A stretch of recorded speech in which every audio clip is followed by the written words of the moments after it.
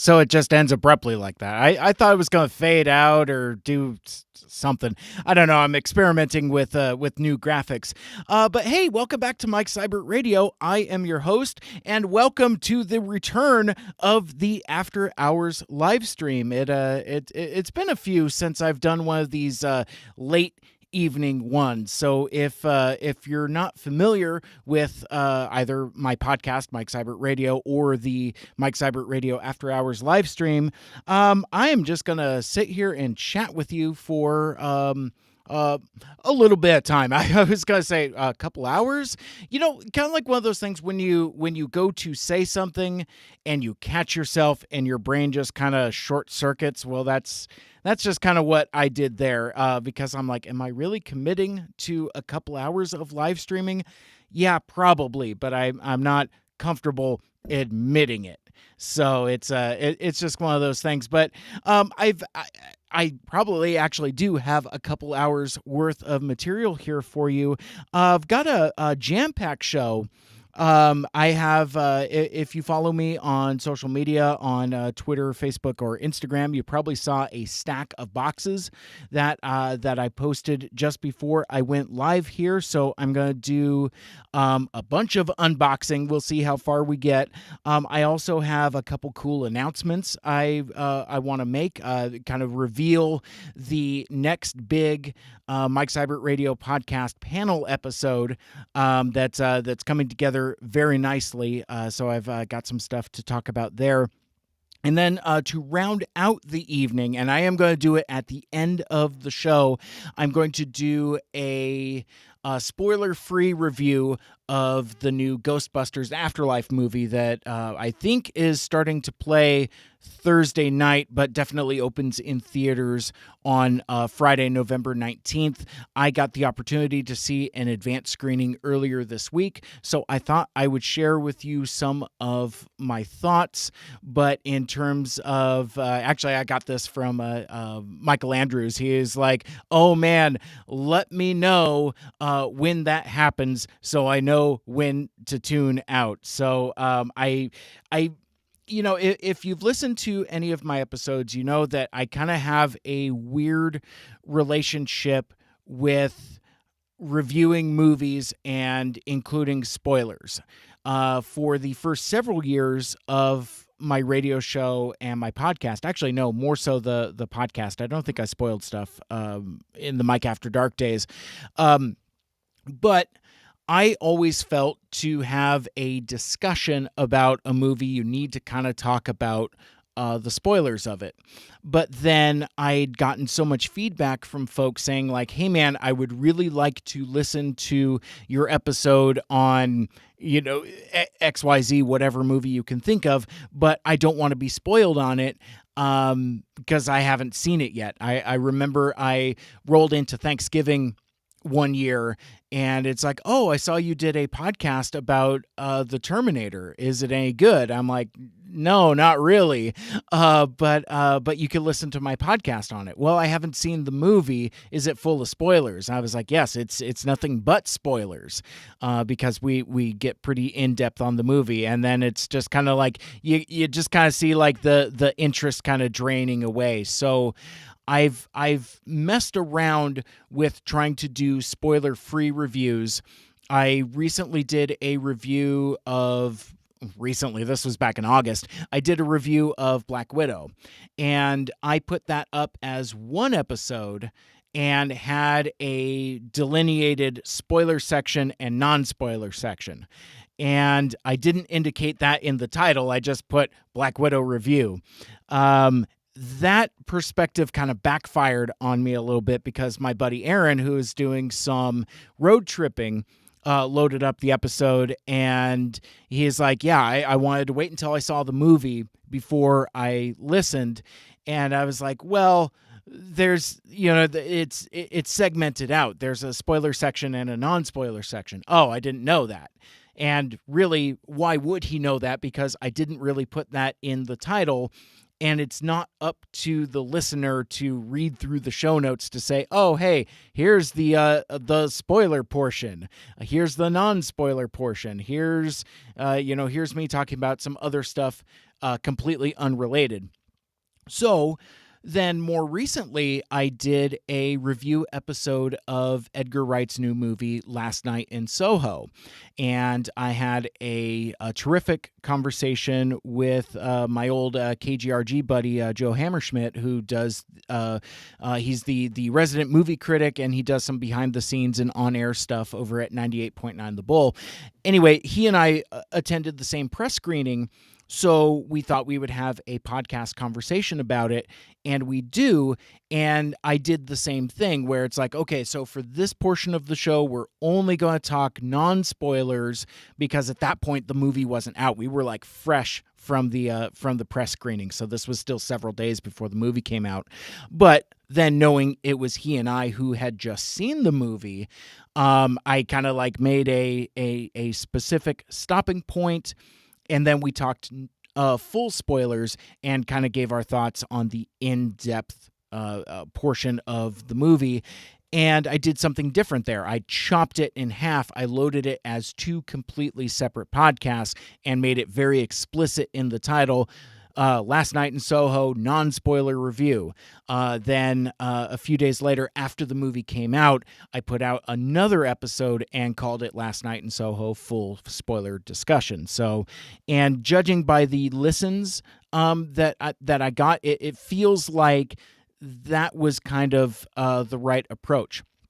So I also know, though, that some folks are sensitive enough about hearing about a movie that maybe even saying something as much as like, this is what I thought about it, this is what I compared it to, that without even getting into plot discussions might be too spoilery and too spicy for some tastes. So like, for example, my dude Michael Andrews, I know he's very excited for that movie, and I think even if I just said something as simple about what I thought about this actor's performance as this character, even if I don't spoil it, that might be too much. So I will let everybody know when it comes time for that, because I also know that there's an equal appetite for that non-spoiler stuff. So I'm trying as best as I can to kind of accommodate everybody. I may end up doing a full spoiler Ghostbusters Afterlife episode at some point, but I don't currently have that on the book. So this non-spoiler review that I'm going to do at the end of tonight's video might actually be kind of like my only word on it. So I don't know. I love it when I just workshop stuff live on the air with you. But yeah, like I said, I'm going to do a bunch of unboxing. I've got a couple announcements, and yeah, we're just going to hang out here for the evening. So if you are watching the video and want to participate, you can join me in the chat. It doesn't matter what platform you're watching on, whether it's on YouTube, Facebook, Twitter, or Twitch. You can comment on the platform you're watching, and it should be able to collate all in the chat so that I can see everything and should be able to respond as best as I can. Hope we're going to have a lot of fun this evening. I do kind of want to start with, though, I keep talking about tonight and this evening, and as you can see, those of you watching on the video can see the window behind me, and it is pitch dark outside. It is explicitly nighttime outside. Yo, Aaron, what up? I was just talking about you and listening to my Black Widow episode. Zip back about 9 minutes. But I don't know about you, but I have found myself with a tinge of seasonal grumpyism, and it's all due to not just the seasonal change, but also the time change. Okay, bye. You can come back and catch up and listen to me yell about the daylight savings. But no, I've noticed that my mood has been sharply different, and I think a lot of it is because with the seasonal change and the time change recently, I mean, here in Seattle, it's nighttime at 4:00, and it's it's really kind of dragging me down, and it's really kind of affecting my mood. And quite honestly, that's part of the reason why I wanted to do a show here tonight, because I know one of the things that kind of gets my spirits up a little bit is podcasting and doing videos and hanging out. So any reason to do that, to kind of perk myself up, is kind of what I'm about here. But yeah, it's I don't know, it just over like the last several days, it's just been like I find myself just like my eyebrows have been kind of strained because I've just had like so much scrunchy face. I've just been really grouchy, but nothing but good vibes here tonight. But yeah, no, I just I guess I just kind of wanted to complain about that a bit. Let's get this party started, and let's kick off the show with some shout outs. Shout it, shout it, shout it out loud, turn it up louder. So yeah, and Shar wades in on the chat. Same, the days seemed so short. That's another thing too. It's like I get up at a certain time. Actually, that's the other thing too. I'm trying to sleep in more, but because the sun goes on the other side, it's getting daylight earlier, which is waking me up earlier, and it is just a whole dang thing. I didn't necessarily want this to be daylight savings time complain cast, but here we are. So I did want to shout out a few things, some projects from some good friends of mine, some homies of mine, and then we'll kind of transition into the unboxing, and we'll kind of weave back and forth. I just noticed this today on my way to work. I talked during our Transformers the movie 35th anniversary extravaganza, where Apollo and Trish from More Than Meets the Ear joined me, and we talked about watching that Fathom event screening for the 35th anniversary.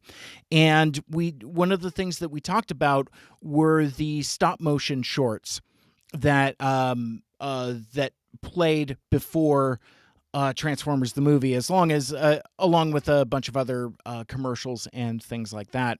But Hasbro Pulse recently put out one of the videos. It featured Jazz, and he wasn't very excited to film that day because he read in the script for Transformers the movie that his toy was going to be discontinued, and hilarity ensues. And the second video, actually, I'm sorry, this was yesterday. It came out, not today. My buddy Joe Troutman, who runs the Facebook group Transformers, where Till All Are One, where fans and talent come together. Again, it's a awesome Facebook group. If you're a Transformers fan, there's it's literally there in the title. There's friends and fans and talent. I mixed that up with the MSRP friends and fans group. Anyway, so Joe puts out, he had a huge part of the stop motion videos. He co-wrote them. I can't talk all of a sudden. He co-wrote those with Flint Dilley, a story consultant on Transformers the movie. The first one came out a little bit ago, and the second one just came out yesterday, and it features Hot Rod bobbling around with the Matrix of Leadership. It's hilarious, and it again, it was written by Joe Troutman and Flint Dilley. It features John Machida Jr., a recent inductee into the Transformers Hall of Fame, as well as Francis Osley, Greg Berger, the one and only Grimlock, and Travis Ryan. So that is available now on YouTube on the Hasbro Pulse channel, and it's been shared all over the place in Facebook. I've shared it a few times as well, but I just wanted to shout that out because I want to give that project as much love as possible. It's really cool. It's really a labor of love, and you should go check out those stop motion videos. And now they've released 2. I believe they showed 3 during the Fathom event screening, and I hear a rumor don't quote me, that there might be more of these stop motion videos that might be coming out in the future. And as I hear more news about that, I will definitely pass that along to you. But yeah, no, I think the videos are really cool. I have reached out to Flint Dilley, and I've had some conversations with Joe Troutman, I mean, and I'm looking to get the two of them on the show, and as many of their creative collaborative partners as they would like, to kind of do a big panel show kind of talking about how these shorts came together and how we came to be seeing them now on the Hasbro Pulse channel. So again, go check out those Transformers stop motion videos if you're a fan of Transformers the movie. The humor is definitely right up your alley. Check it out. Let's see. So I mentioned that I'm going to do a review of the Ghostbusters Afterlife at the end of the show. But I also wanted to shout out a podcast I had the opportunity to be a part of recently. It was the Unfunny Nerd Tangent. Folks were asking me to share some of my thoughts about Marvel's Eternals, and I didn't do a specific MSRP episode on it because I'll be quite honest with you, between talking to Greg and Tim and Jared on Unfunny Nerd Tangent, and as well as the review that I was a part of for my show at work, I've now talked about the Eternals as long as that runtime was. And that movie ran 2 hours and 37 minutes. That is almost 3 hours of my life I will never get back. I don't want to dwell on it too much now, but in the tightest nutshell possible, I really didn't like it. And I think it financially so far isn't a big stumble for Marvel, but I don't know where the MCU movies go from here, because it is a big, crowded ensemble movie that opens the door to the cosmic Marvel universe. So I guess we've scraped the bottom of the barrel of the Earthbound stories for Marvel in the MCU. So now we're going to space. They go to space.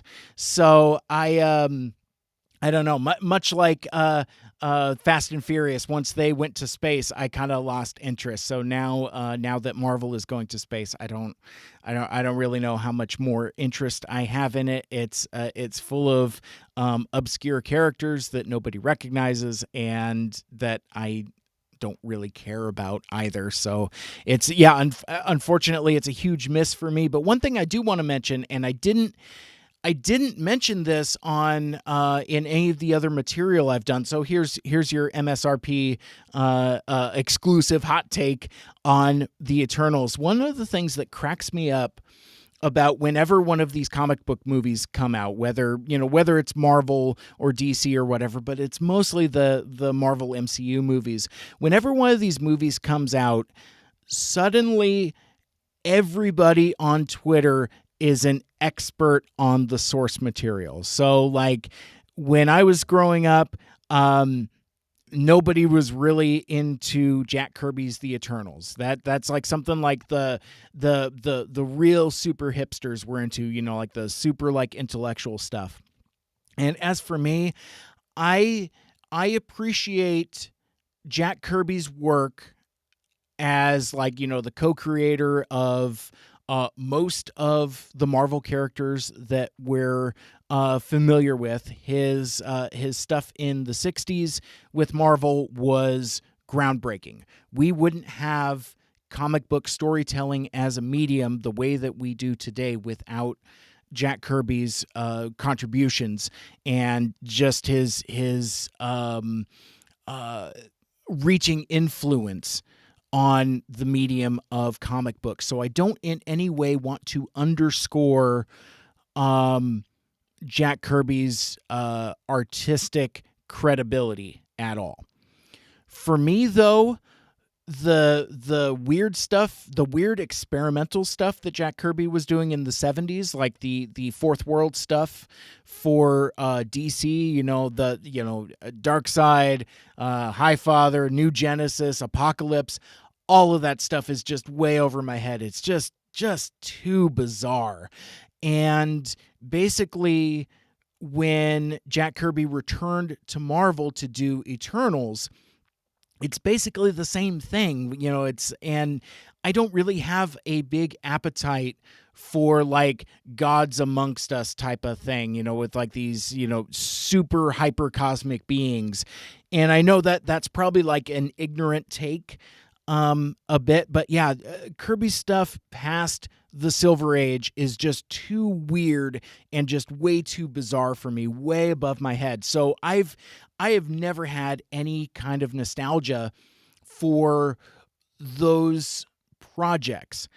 But the thing that's kind of cracked me up is in the wake of Eternals coming out as a Marvel MCU movie, suddenly these children on Twitter think they can quote chapter and verse of Jack Kirby in terms of like what's in the comic books and what isn't, and really all it is they're just reading Marvel wikis and think they're an expert. I told the story during that Unfunny Nerd Tangent episode about how in my frustration I kind of spoiled what the reveal in the last post-credit scene was, and you can go and listen to that. I'm not going to retell it here, but it's one of those things where I didn't actually ruin the surprise.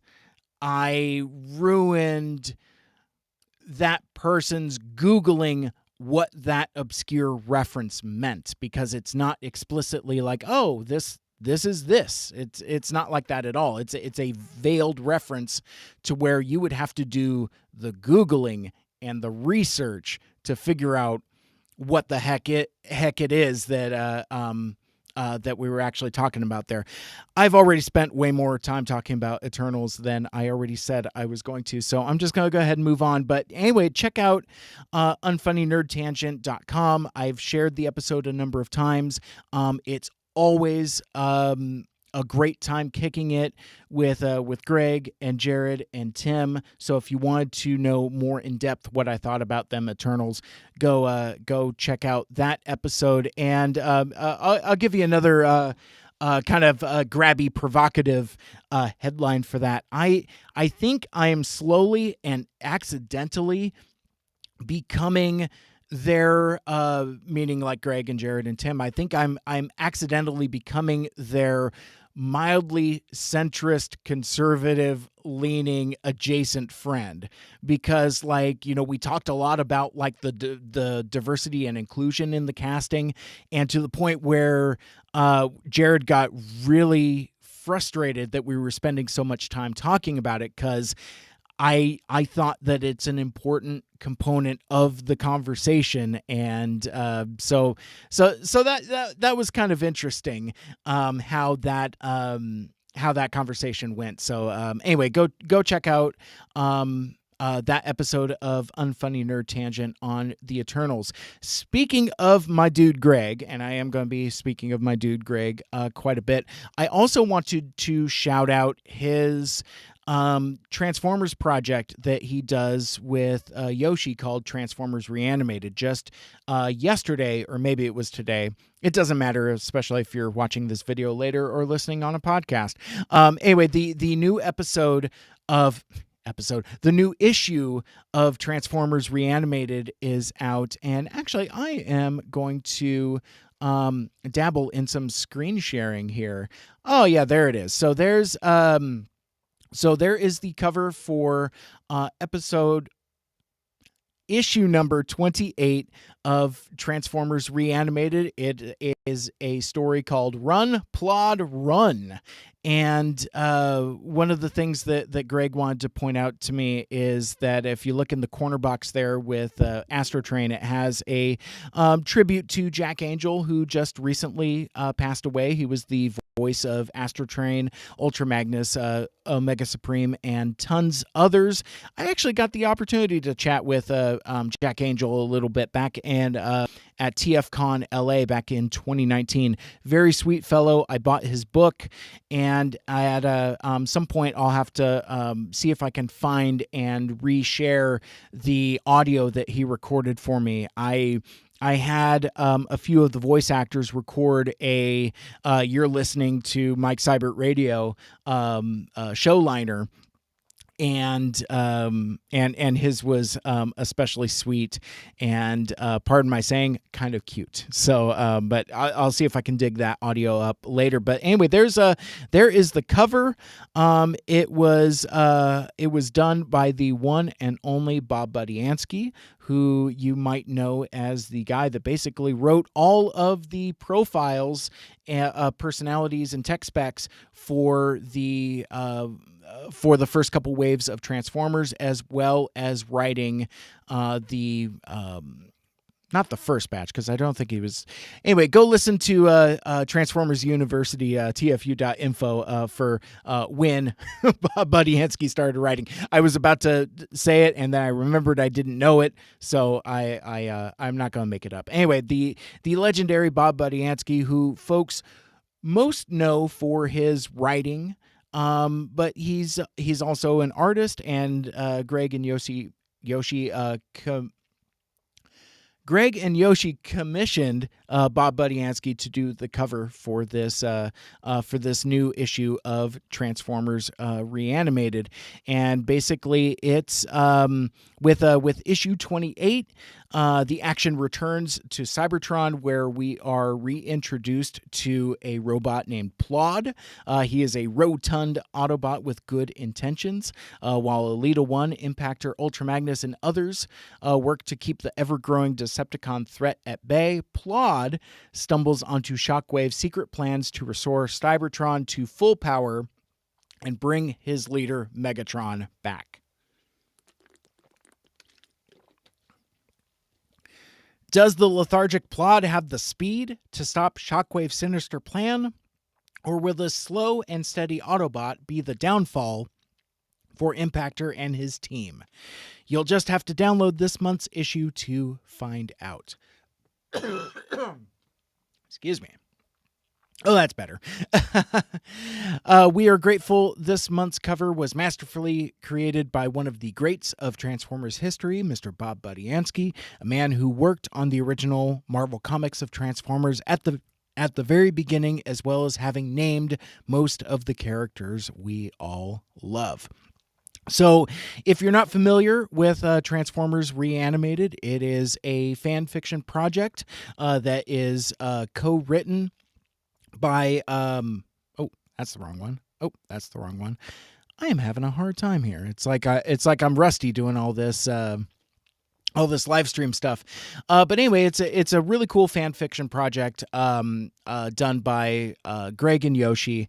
It's a labor of love, and it continues the Transformers story from the end of season 2 of the cartoon, leading all the way up to Transformers the movie. And there's about 20 years worth of history there, and they're taking their sweet time, really trying to tell some of the stories of those nooks and crannies of stuff that we haven't seen, including the origin of Blur, the super speeder. Like we've seen Blur in a handful of different fictions, but we've never seen an origin story before. So that was something that was really important to those guys to kind of do something new and do something different. And Greg is also a huge fan of The Flash, so he tells me that there's a really cool homage and tribute there. As you can see on the screen, there's actually Yoshi's got this really cool thing where I could slide this bar back and forth.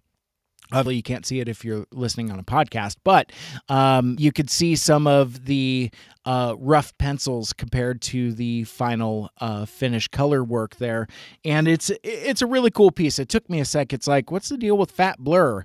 Oh, it's part of the story. You actually have to read the script to know that that's a component of Blur's origin story. So anyway, check it out, transformersreanimated.com.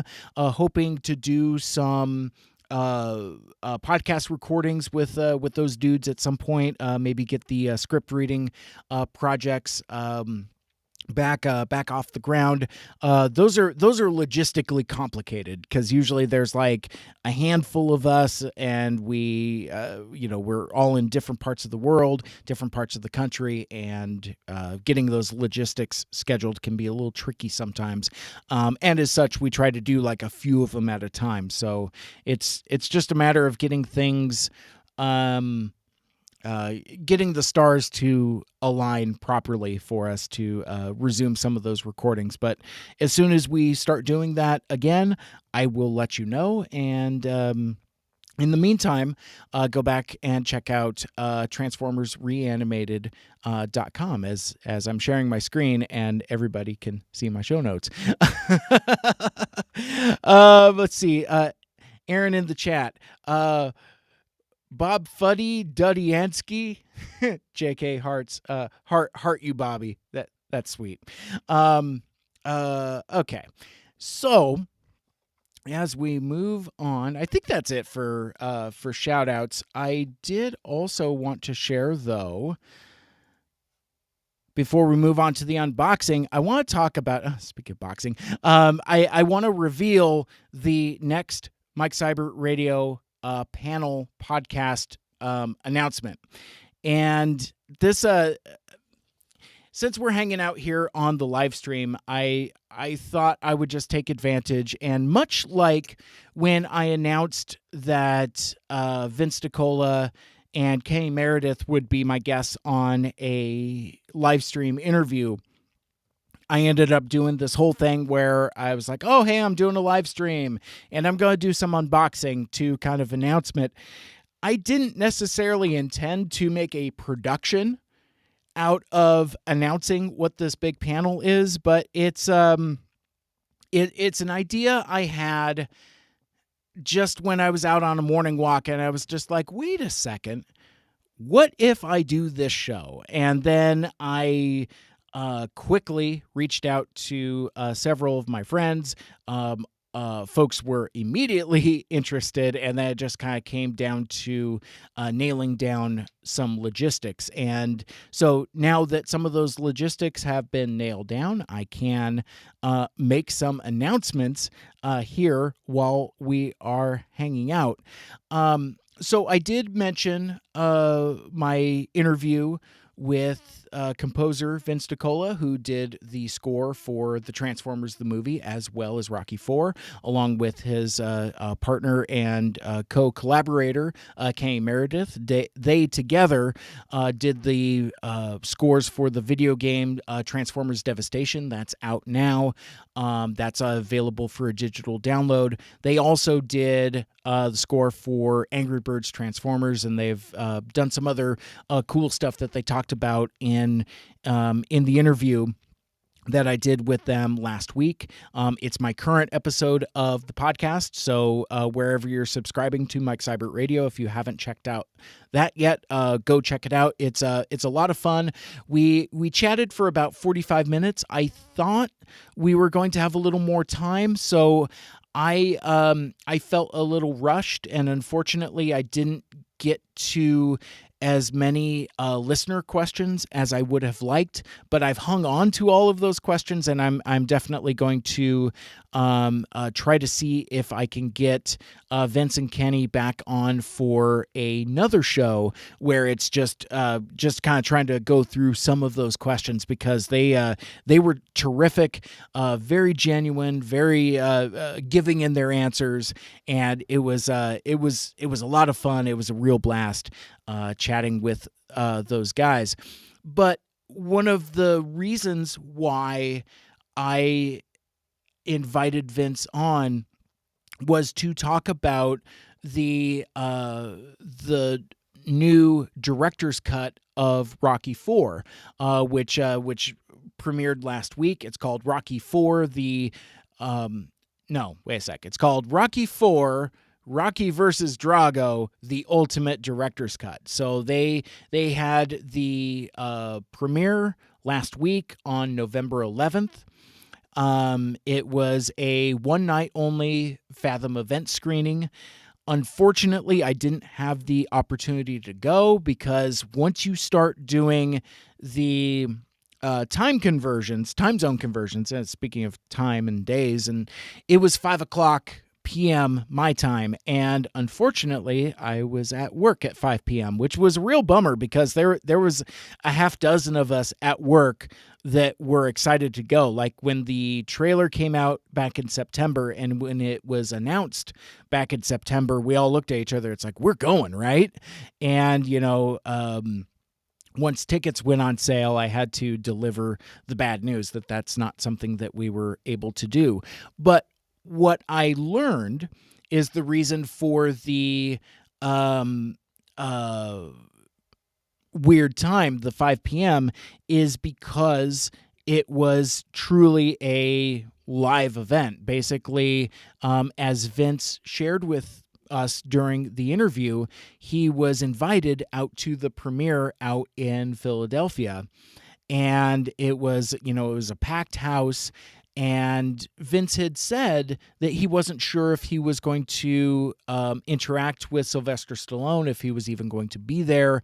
And then sure enough, like when the event starts, the screen lifts up and it's like a couch talk show style interview thing where Sylvester Stallone came out and talked about the movie, introduced it, and then that's what was broadcast during the Fathom event. So sometimes like these Fathom event screenings, like for example, the screening for Transformers the movie was basically they just showed the movie.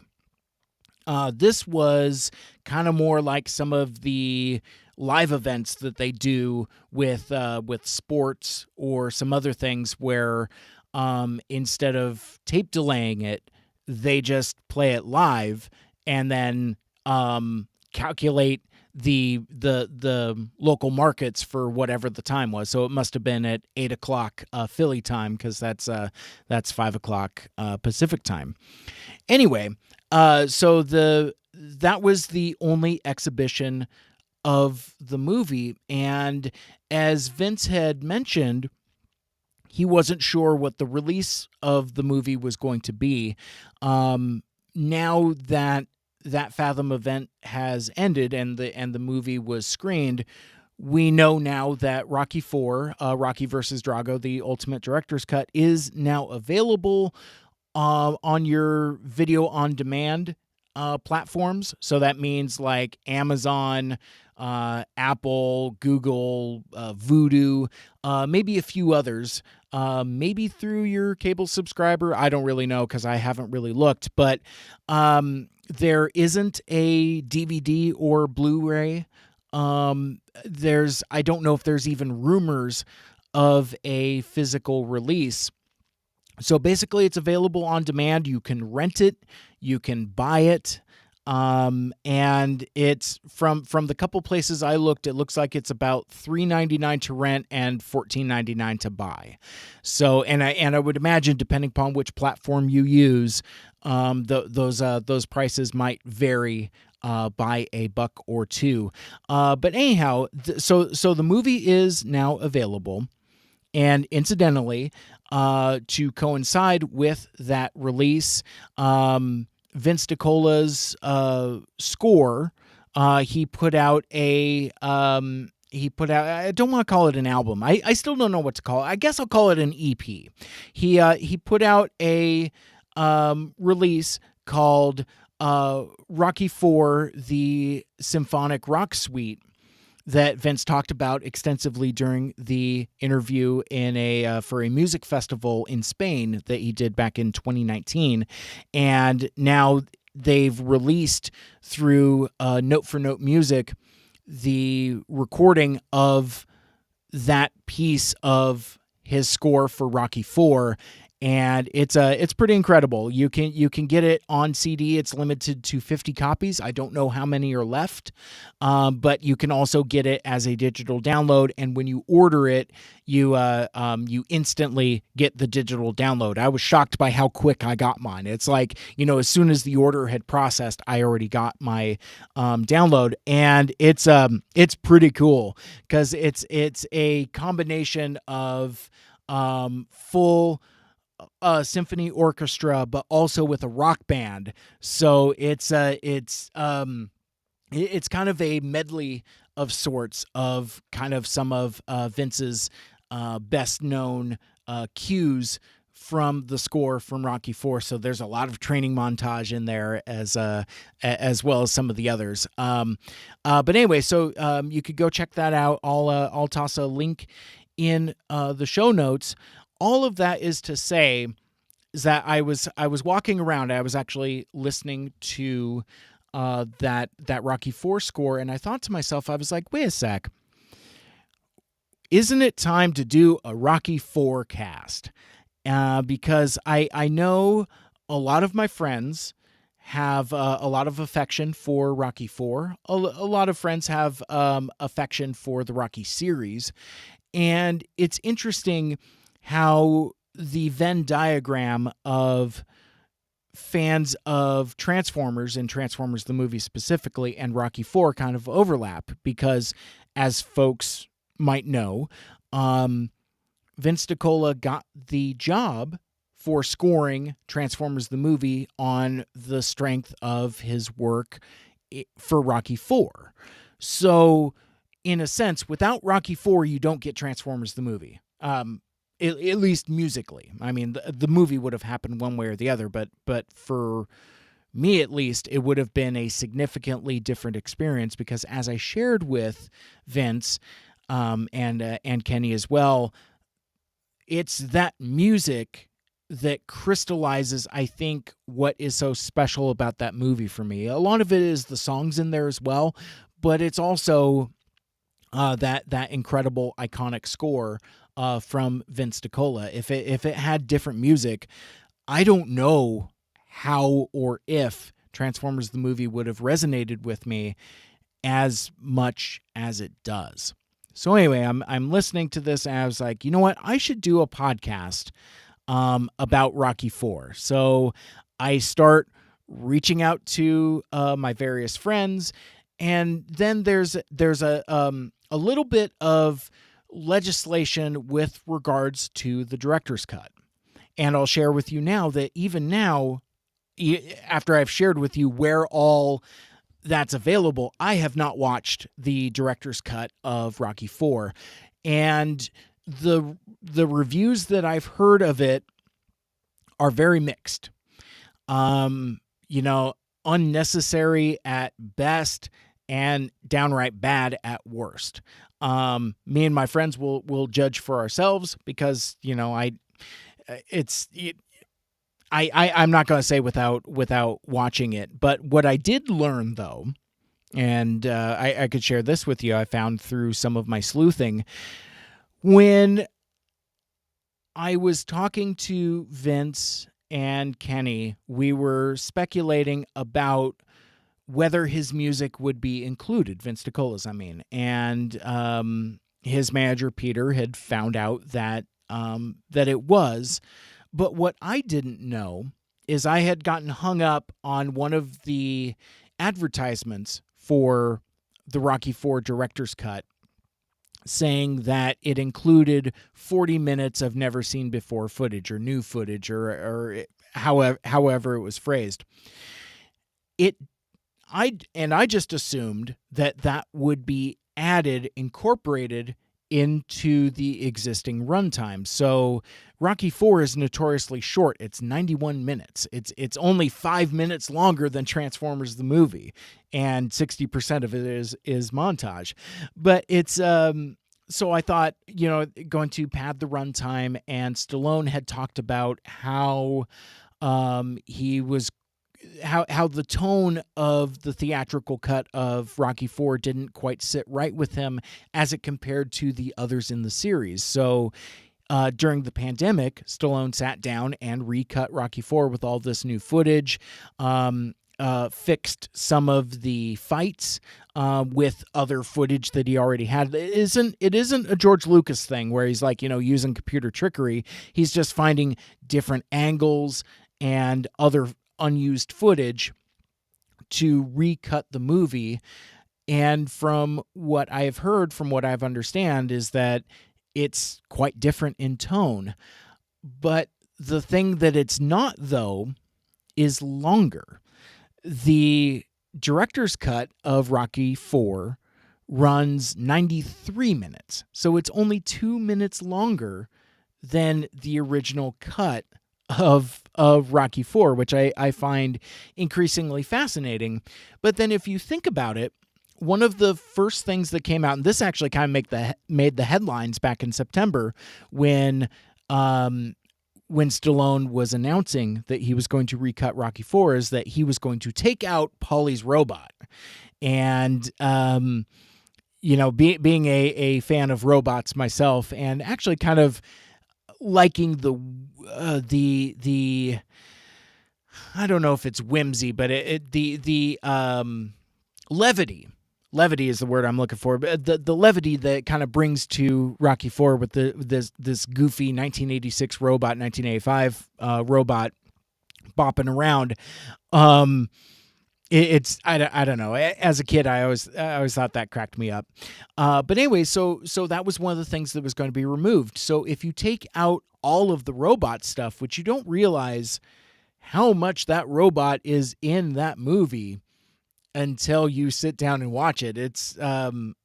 It pops in and out quite a bit. But the problem is once you excise that footage, there's nothing to replace it with.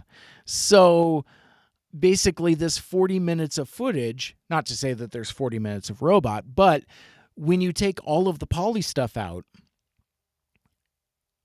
basically the runtime is supplemented with the new footage and kind of balances out to be about the same amount of time. So the other thing that is kind of interesting is that when you take all the robot stuff out, I would imagine that Paulie's role in the movie would end up being quite small and quite minimal.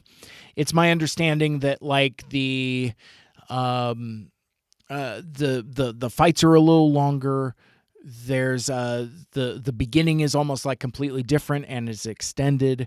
Apollo Creed's funeral scene, spoilers, is longer and more extended. So it's just I don't know what to make of it, but I'm interested in watching it. But as I was assembling the team, one of the things that I realized when I reached out to my dude Greg is that he doesn't even have access to it in Australia. So there's no way he's going to be able to watch the new director's cut, but it's in his 40 for 40, so I know he wouldn't miss out on an opportunity to join in the Rocky IV cast, talking about Rocky IV. The other person that is locked in that I would like to announce here is the host of the Excelsior Journeys podcast, Mr. George Soroy. He's a dude that I've really connected with very recently. He was on my show to talk about, you guessed it, Transformers the movie. I was on his show to talk about, you guessed it, the Transformers the movie. And he's interviewed Vince DiCola a number of times, and George has an incredible affection for Rocky IV as well, and it was actually his Facebook post about watching the director's cut that really kind of got my gears turning. So I reached out to him as well, and he will be joining the panel. I don't know if I want to, or if I can, not want to, if I can announce the other members that will be joining on the panel, because there's some folks that may or may not be available, and I don't want to unintentionally put somebody on blast. It's like, oh well, Mike said you were going to be on the show in his live stream, so yeah, that's a binding contract. But I have reached out to a few of my other friends that are in the Transformers content creation space that also have a documented affection for the Rocky movies. So I will leave it at that. But what I will announce here, and it feels like I've milked this out for like 25 minutes or so. On Sunday, November 28th. So on Sunday, November 28th, we are going to be talking about Rocky IV, both the director's cut for those of us that have seen it. It'll be part of the conversation, but not like the entire thrust of it. But really just kind of like the culture of Rocky IV. The official title, I am pleased to announce, is Talkin' Rock, the Rocky IV cast. Or as my buddy Aaron suggested, better than Talkin' Drago while drinking Faygo, featuring Shaggy, Too Dope, and Violent J. That's the alternate title in some territories, or just Detroit. But anyway, we are talking Rocky IV on Sunday, November 28th, Thanksgiving weekend. That is going to be at 2 p.m. Pacific time. That is going to be a full live stream show, so I will have to remind my friends to make sure they have some kind of camera apparatus, and then that will be available as a podcast. And that's I think that is going to be a rowdy, fun time. Yeah, it's interesting. So like I was pitching some of this to Lucky at home, and I was like, oh yeah, Rocky IV this, Rocky IV that. And I stopped and I kind of squeaked my sneakers, and I asked her if she was interested in watching the director's cut of Rocky IV, and she's like, I don't think I've seen the original. I'm like, the original Rocky? Or the original Rocky IV? And then her answer is like, yeah. We all have our blind spots, right? So like, I've seen the Rocky movies. I've watched them with my dad.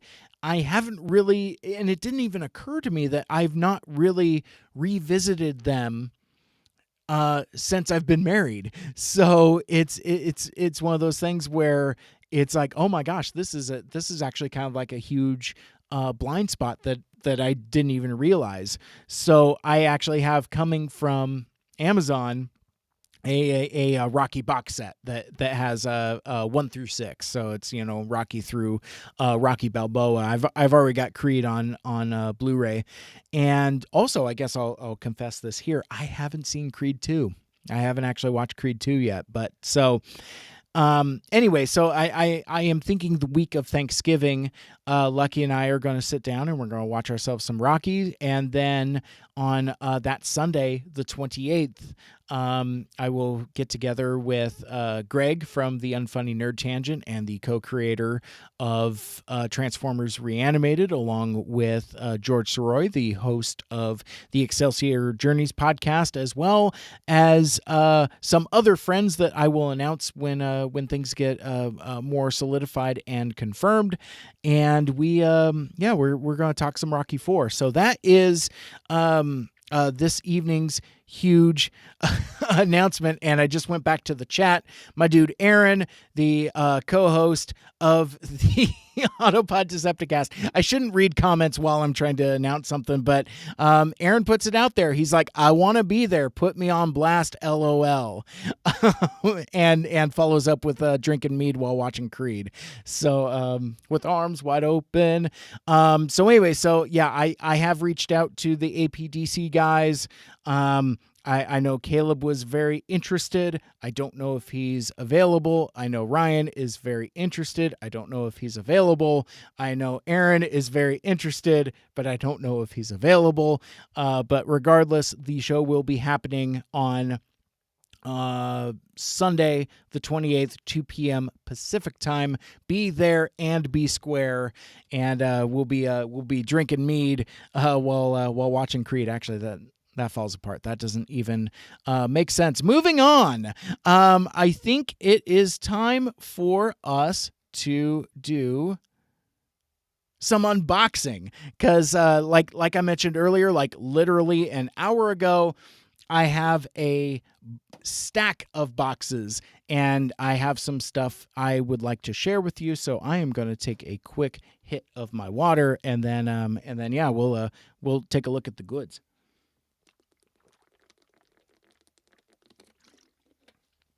I should do water bottle ASMR. It's like, I have a bottle of water, and then I drink it and it's all sloshy and gross and graphic, and then everybody tunes out. In fact, actually, before I move on, let's see what's going on in chat. Oh, hey, Joe popped in. Yay, didn't miss the craziest part. Yeah, no, the craziness is about to happen. I'm gonna start going through some of these boxes, and oh my gosh, there's so many interactions here. Okay, cool. All right, so like I said, I got a I can't bring my camera close enough because there we go. It's kind of blocking my ring light a little bit. But anyway, I have a stack, a double stack with cheese of stuff. So I want to start with an item that's not actually boxed or blind boxed, but it was just something I wanted to pop open and play with. And it is a Transformer, as you already saw. It is...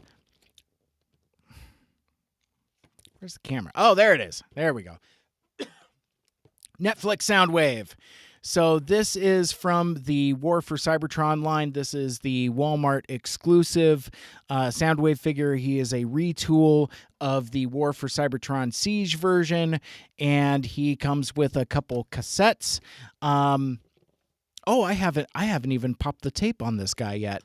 I thought I had. This Soundwave figure was actually a birthday gift from my buddy Nick. And he actually, Nick, just recently celebrated a birthday of his own. So I wanted to wish him a happy birthday by opening the toy that he got me for my birthday. That doesn't make any sense. I'm a terrible friend. But anyway, let's kind of get this. Let's get this dude out of the box. Anything else in here? No. Oh no, you're fine. I forgot to turn on the live button, and the nice cleaning lady almost tried to come in and be a part of the show, and she could have been a part of the show. Soundwave. He's super cool. He's my dude. It's my jam. Let's kind of pop him out here.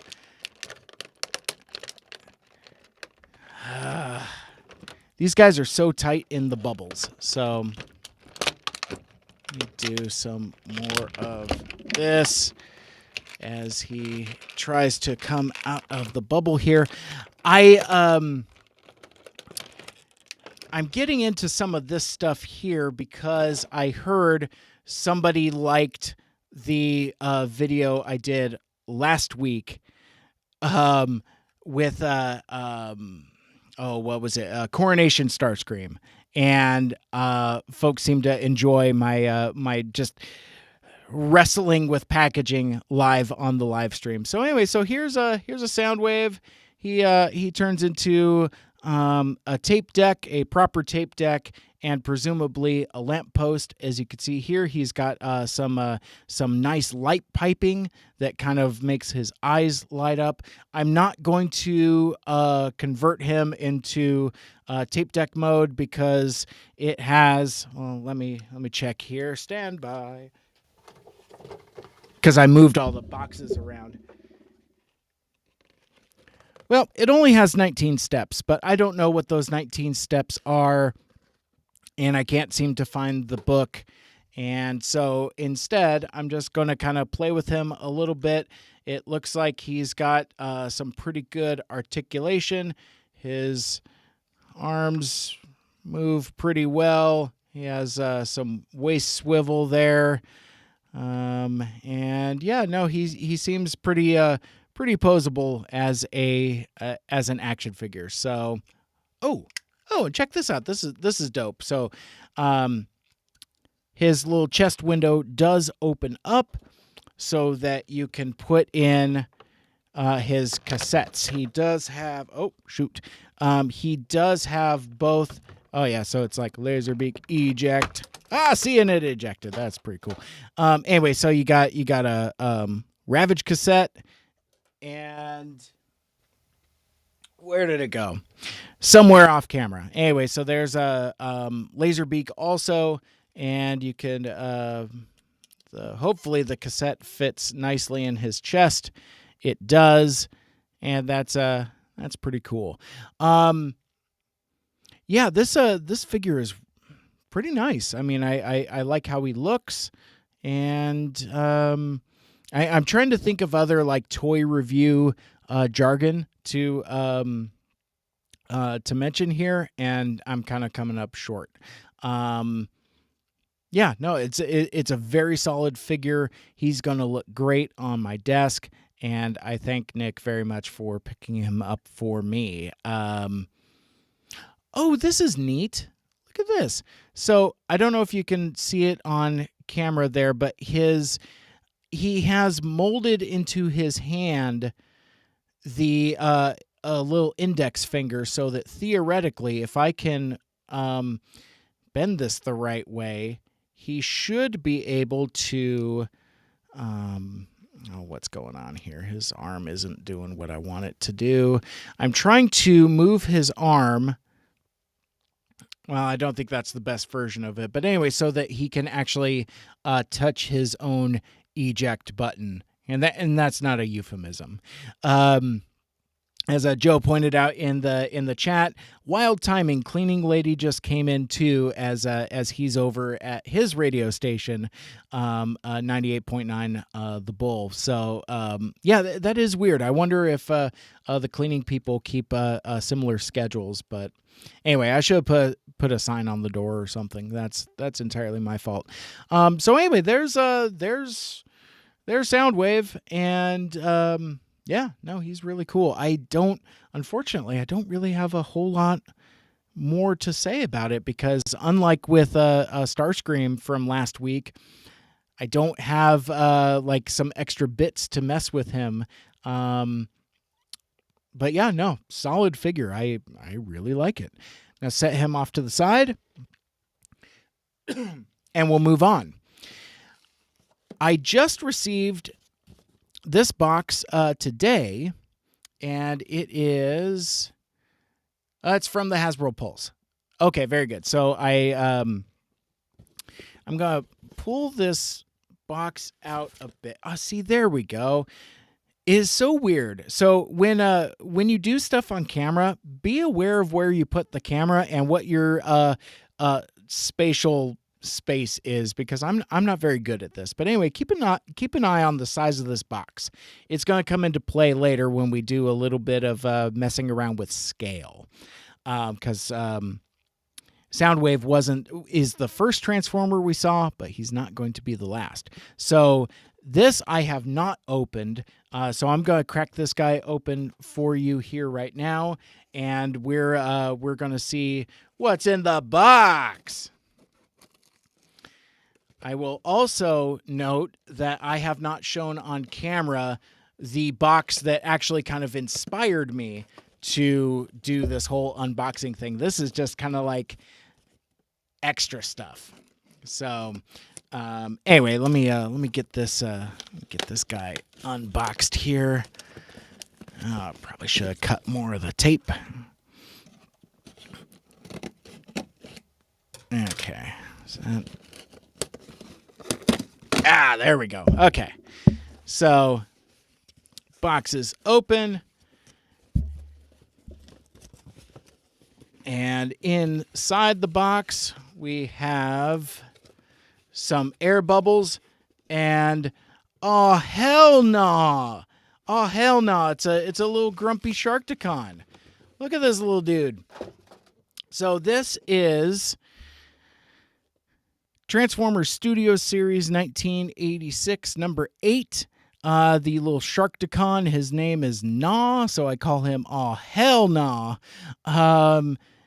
But yeah, so he just showed up, and I am going to try, maybe, to see if I can take this dude out of his package here. Now, keep in mind, and you might have to be a little patient, because I just took him out of the sealed carton, and now I'm going to try to free him from his plastic prison. So we'll see how this goes, because you can see there's a lot of bindings on there, and I've mentioned that I'm trying to turn over a new leaf as far as stuff that I'm keeping in boxes versus stuff that I'm displaying versus stuff I'm taking out of the box. So as you saw, Soundwave is free from his box. You watched me cut the tape on that box and take him out. So now he is free, and I don't know if he's going back in the box. I might not even keep that box. I don't know. So anyway, so I am going to try to do the same thing here with my little stubby grumpy friend here and his little boots. I haven't even played with it yet. I haven't even taken it out of the box, and I already love it. Just because I just like that he's so small and squat. Very similar to the Quintesson Alicon figure. I've got this little spot for stubby little grumps. A little bit of a story. I actually have this figure already, but I never opened it. It's been sitting in my Transformers the Movie Studio Series 86 shrine at home. And I had pre-ordered this back in May. And I don't want to necessarily go on a whole Hasbro Pulse rant, but I feel it bubbling within me. I pre-ordered this back in May. It's now the middle of November. So just, and this guy's been available at retail for a while. So there's, I've talked about Hasbro Pulse before, and I think it's a good outlet to do last resort style pre-ordering. And I've learned that being more experienced now in the collector community, it's like you get your Pulse order in first, and then you try to find it elsewhere, whether it be on Amazon or Big Bag Toy Store, TF Source, or whatever, or just out in the wild. I happened to find this guy out in the wild at a Target the day that I had my dental work done, and I was at Target to get my meds, my antibiotics and my pain meds. And I was like, I'll go to the toy department. It's 10 o'clock in the morning, and they had the pigs were full of deluxes. So they had a bunch of Nas, they had a bunch of Jazz, and a few of those Bayverse deluxes as well that I don't care about. But anyway, I saw it there. I knew I had a pre-order, but I'm like, I want it now.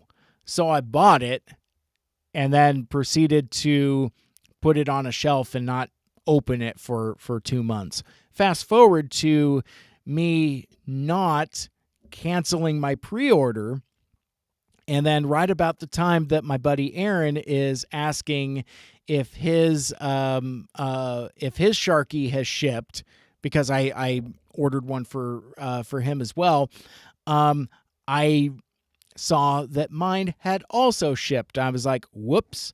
So, but once I realized that was happening, I was like, shrug, whatever.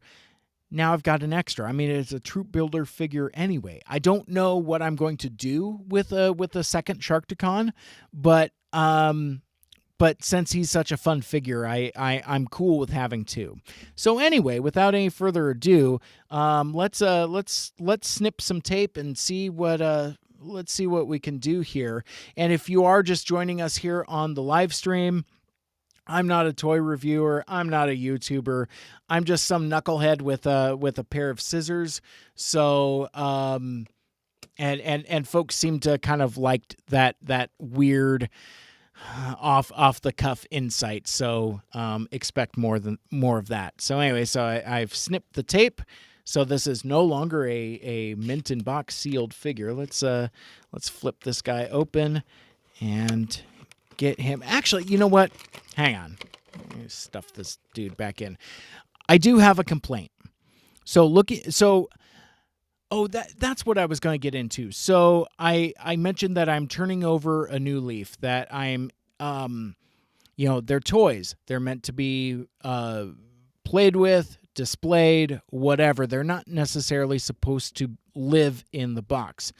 But for the majority of my toy collecting, going back to like when I was a teenager, like, buying Star Wars figures, like Power of the Force styly, I liked the packaging aesthetic. And at that point, I became a box collector. What that means is like, I buy the packages and like to display them in the packages. Sometimes I open stuff, but more often than not, I don't. And in the last, not even the last couple years, the last year, I've learned that, it's like, you know what? I could be messing around with these. Actually, it was probably that deluxe Snake Eyes that really kind of got me thinking about, you know what? Maybe I should be opening these up and enjoying them and futzing around with them rather than just looking at them as like Han Solo frozen in carbonite museum pieces. So I'm trying, but I do like the packaging aesthetic. And for me, celebrating the 35th anniversary of Transformers the movie, that's what this is all about. It's like this toy line is commemorating that movie specifically. And I don't want to relitigate the whole Cyclonus thing, but basically, like, if it was figures that weren't in this box, I wasn't going to buy them. I've since gone back on that, much to the disappointment of some of my friends. Aaron told me I was his strength and was disappointed that I was so weak. But no, I've since bought those figures loose. And you know what? When you buy loose figures with no box, suddenly there's no stress involved. Anyway, I like this figure. I like this figure in a box, but I do have a complaint about how he is orientated. I hate that he's in the box with his head facing down. It looks... I don't like it. And the fact that like his little Sharky head has been taken off and set off to the side, that doesn't bother me as much, but I wish that for the package, they would have taken this whole bubble thing and just moved him down just enough to where he could put his head up. Like, I push this right in front of the camera and it's going to focus funny and it's not going to quite work, but you can see that his head is pointed down and you can't even see like his stubby, grumpy little face sculpt. And that's disappointing. So I'm glad that I'm going to take this dude out of the box and mess around with him. In the meantime, in chat, Shar has mentioned, so stoked for you getting Soundwave and Gnaw. And yeah, I'm glad to show them off and have fun. Aaron says Bobby Skullface gave it high marks. So Aaron, are we talking about Gnaw or are we talking about Netflix Soundwave? Because I haven't watched his videos on either. So I don't know. But anyway, so here's Gnaw in his blister bubble here. As you can see, he's got his the other part of the back of his head, his little mace thing. Gnaw. Okay. Oh, hell no. I'm never going to get tired of that. And his little rifle gun thing here. So a trick that I've learned, and actually I'm going to reorientate myself here. A trick that I've learned with these guys is I don't like to cut around the figure itself, because as you can see, there's like these weird ties. What I try to do is cut it from the back as best as possible. And I'm going to try to do this on camera, and you're not going to be able to see it, but this really is a two-handed thing. So, all right, so we're just going to do this differently here.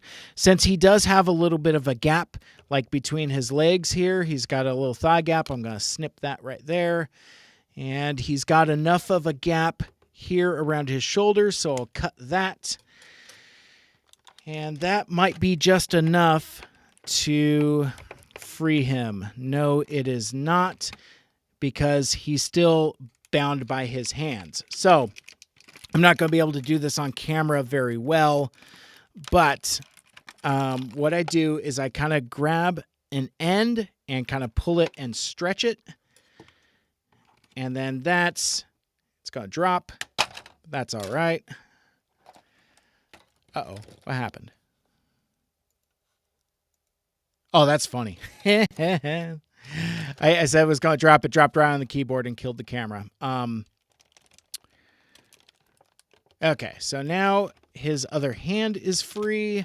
I just got one more hand. So what are we going to do here? I'm going to move the keyboard.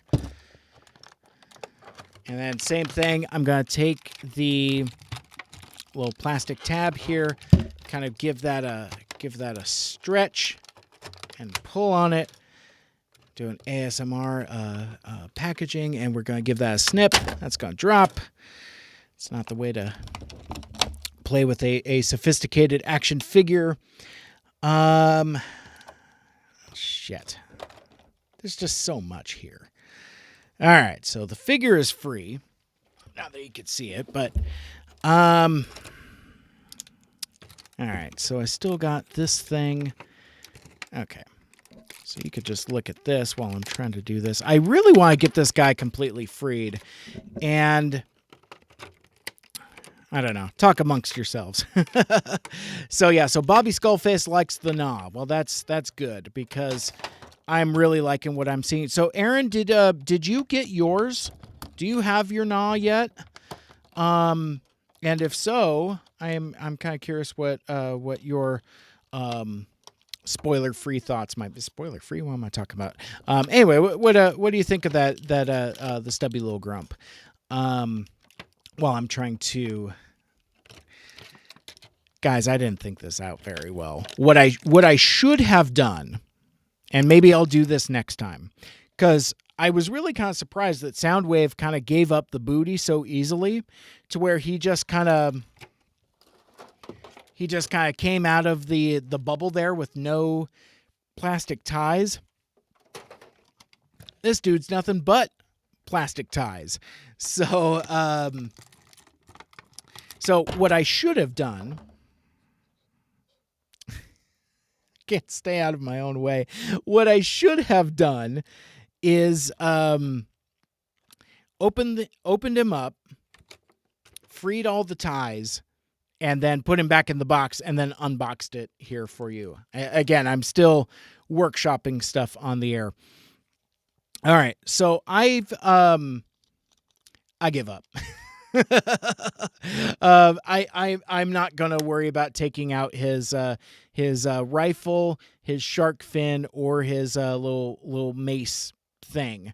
But I do have his back thing freed, so I've at least got that. There is looks like there's a port in his back that I can maybe attach this to. Oh, actually, looks like his shoulders flip back, and it looks like this piece kind of mounts into this piece here. Oh, okay.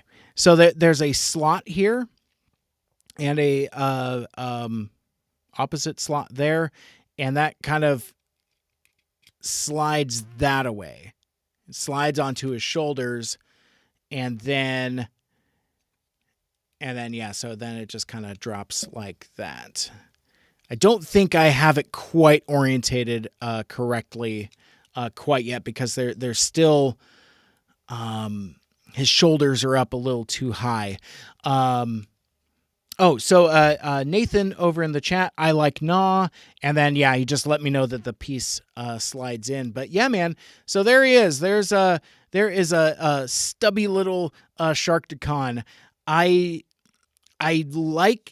really like the likeness on this guy. And like I said, I got to spend more time to kind of figure out the shoulders and see if I could figure out how to orientate that a little better, because I think I still have it kind of wrong. It's like his head is still kind of facing down a little more, much like when he's in the package there. But yeah, really good articulation, good range of motion. Yeah, he kind of moves pretty much in all the ways that you want him to for a deluxe class figure. But I just love the proportions on this guy. I like that he's that he's a little chubby. I like that he's stubby. And I like that he's just a little grump. But my very favorite feature on this guy is his little snowshoes. I love the boots on this guy. And I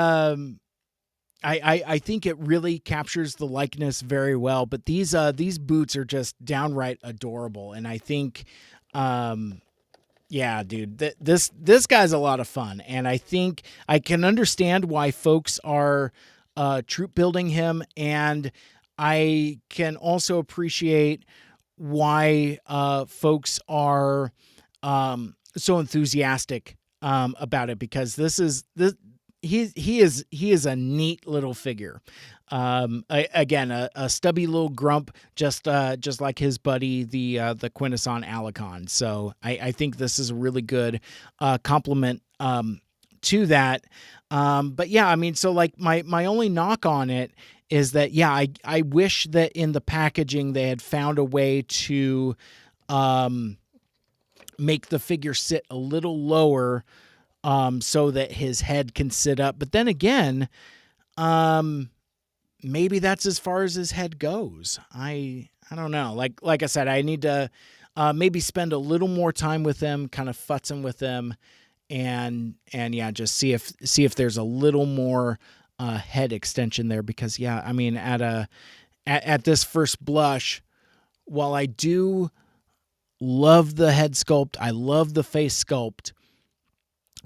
Yeah, I just don't know if I'm a huge fan of the way it orientates. But one thing that I think would be cool is if yeah, and I do love this face, but I think it would be cool if they did subsequent releases with different faces, kind of similar how the Sweep and Scourge have swapped hands. It would be nice to get like a separate face, because like while this is a terrific face sculpt for how he appears in Transformers the movie, I would love the one where like there's the scene after the Dinobots come to the rescue, and Grimlock stomps the ground, and they all, they shake over, and he's the Quintesson spin around, and they're like, Sharkticons, execute them. Grimlock stomps his feet. Everybody falls over, gets their attention. Might makes right, and he says, "Me, Grimlock, say execute them." And then they all look at each other, and like one of my weirdly favorite scenes or stills or whatever you would call it, just singular image from the movie, is when they look at each other and they all smile mischievously before going after the Quintessons. And of course, Cup says, "I think the problems on this planet will be solved very shortly," which, one of these days I should do some kind of podcast where I'm talking about Transformers the movie quotes that I use out of context and in my daily life all the time. Because that's one I do occasionally use. It's like, I think those problems will be solved very shortly. That specific inflection there on very shortly. But anyway, yeah. So I mean, so here's Nah. It's him. He's here. He's really cool. He's really nice. Again, I'm not gonna try to convert him on camera.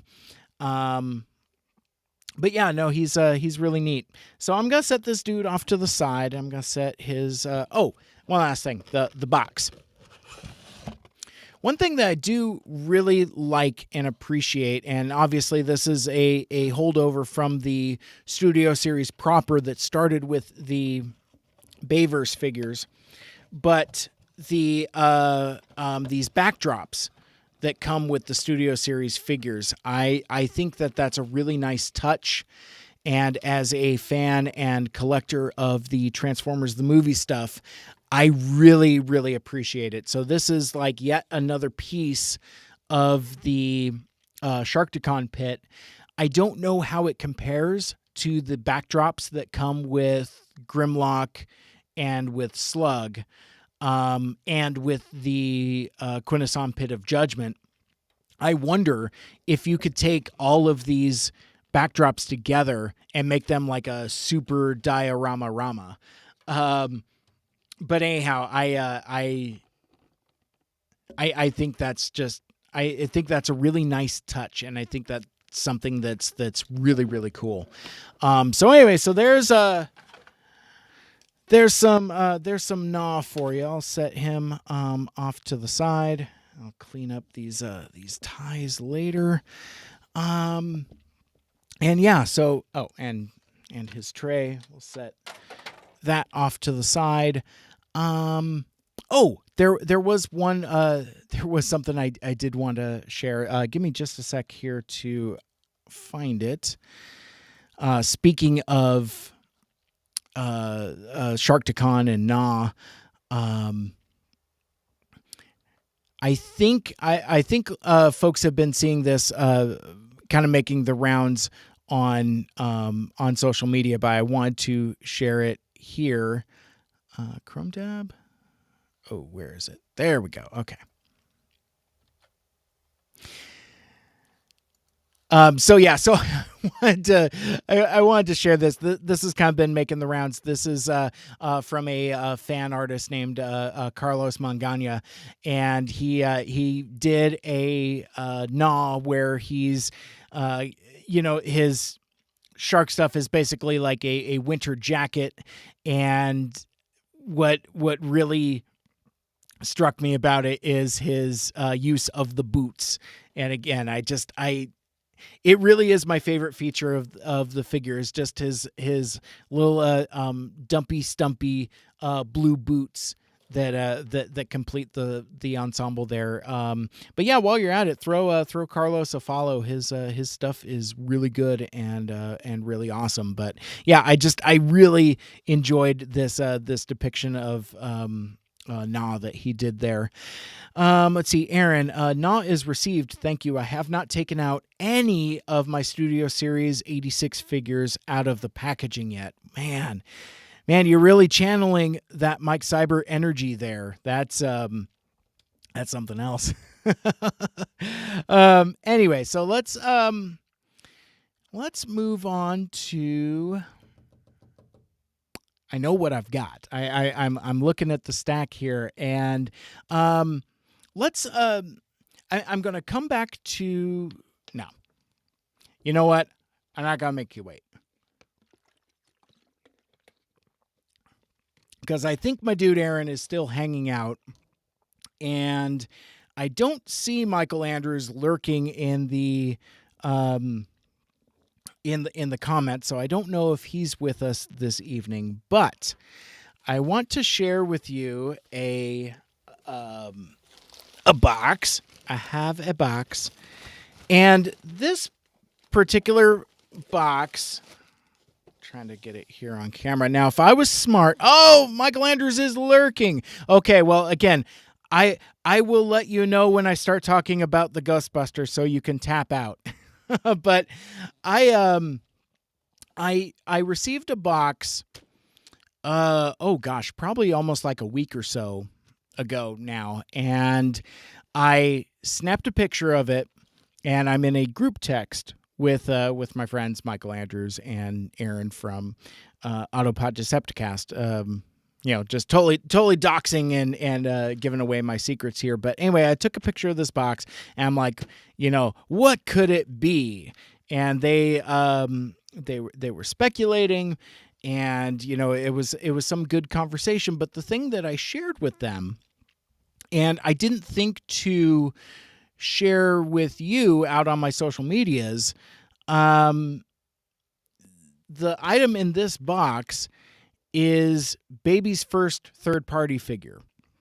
Now, I want to talk about third-party transforming robot figures for just a brief moment, just because, every live stream is somebody's first live stream. Every podcast is somebody's first podcast. And if you've been hanging around here for 90 minutes, I would imagine that you know what a Transformers is and what a third-party transforming robot toy is. But basically, in a small nutshell, third-party Transformers is kind of nomenclature for unlicensed robot toys that are done in the style of Hasbro's Transformers. So they are meant to invoke and represent Transformers characters, but are not specifically licensed by Hasbro.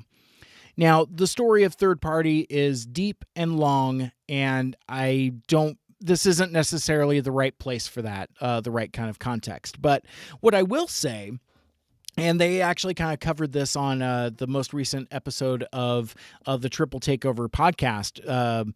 They talked about some of the controversies surrounding Transformers. They kind of got into which color Rumble and Frenzy are, which one is Cyclonus, was it Bombshell or Skywarp.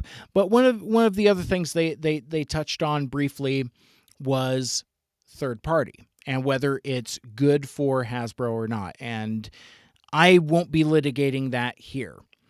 But what I will say, though, is my time in the larger Transformers fandom, I have friends that are very much into the third-party scene, and I have friends that are very anti-third-party, and with rationale that it's IP theft.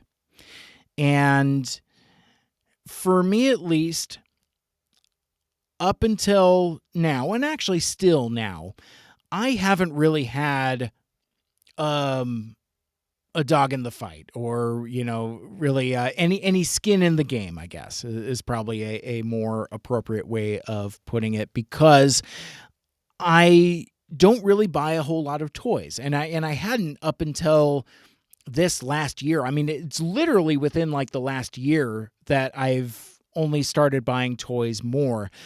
See pictures of my Sideswipe army that I've assembled.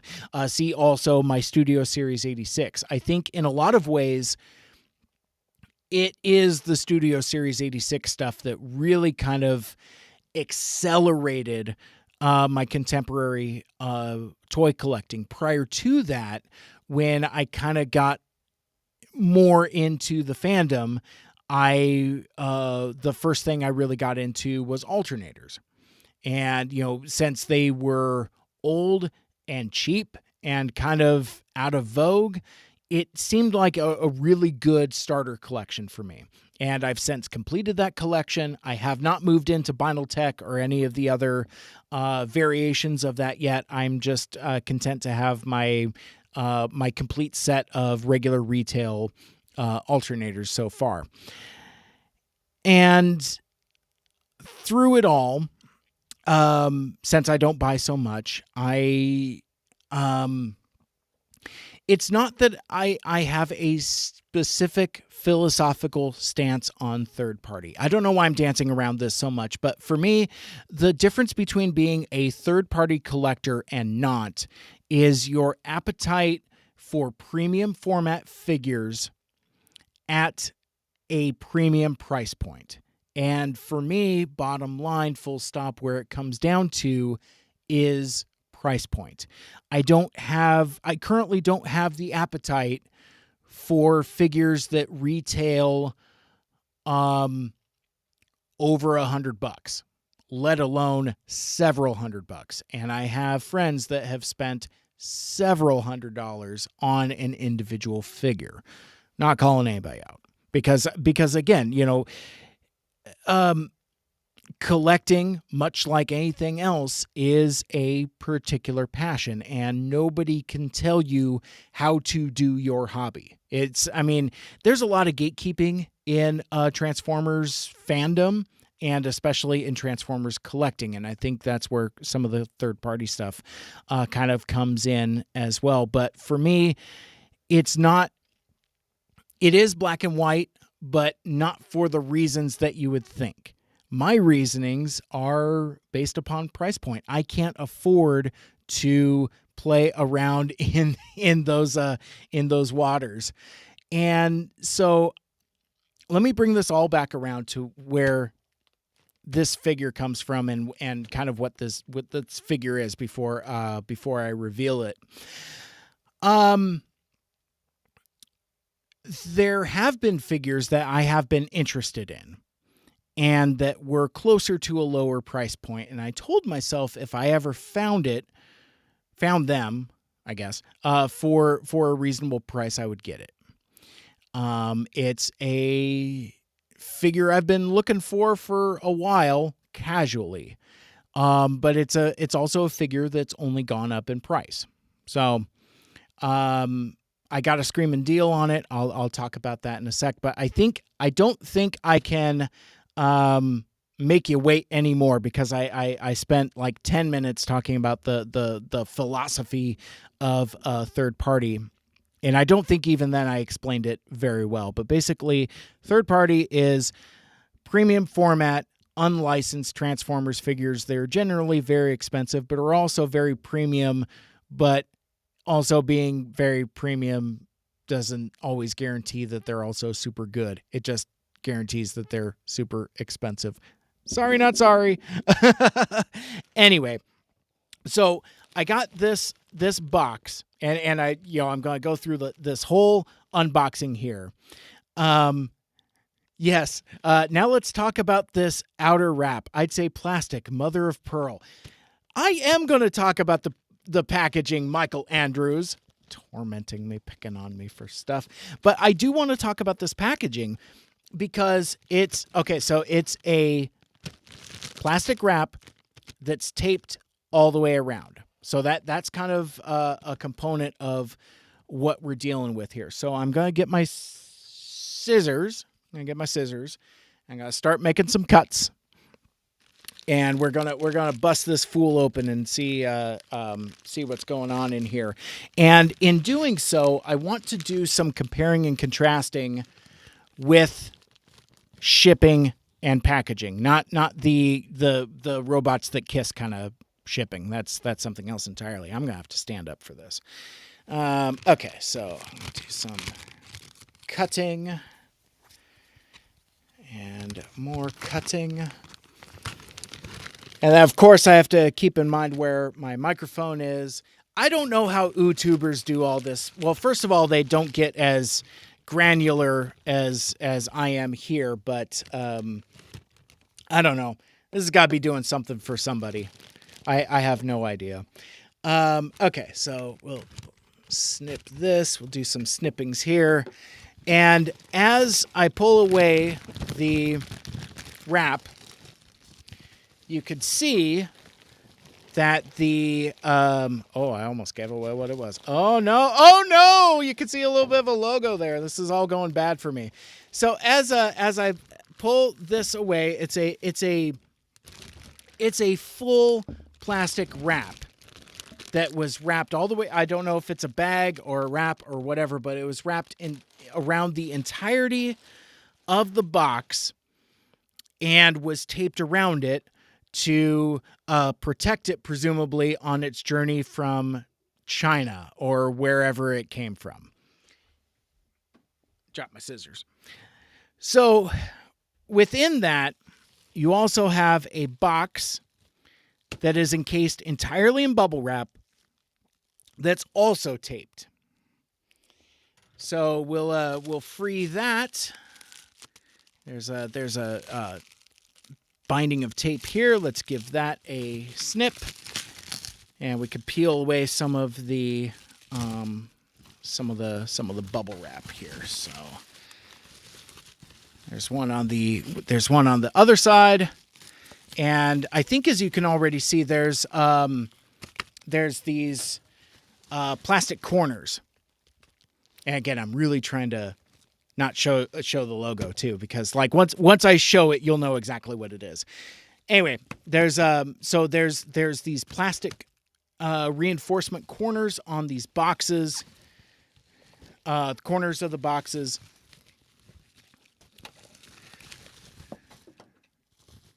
What is the bubbles? What is in the bubbles of the bubble wrap? Nathan's got a great question there. I kind of don't want to pop them because I don't want to.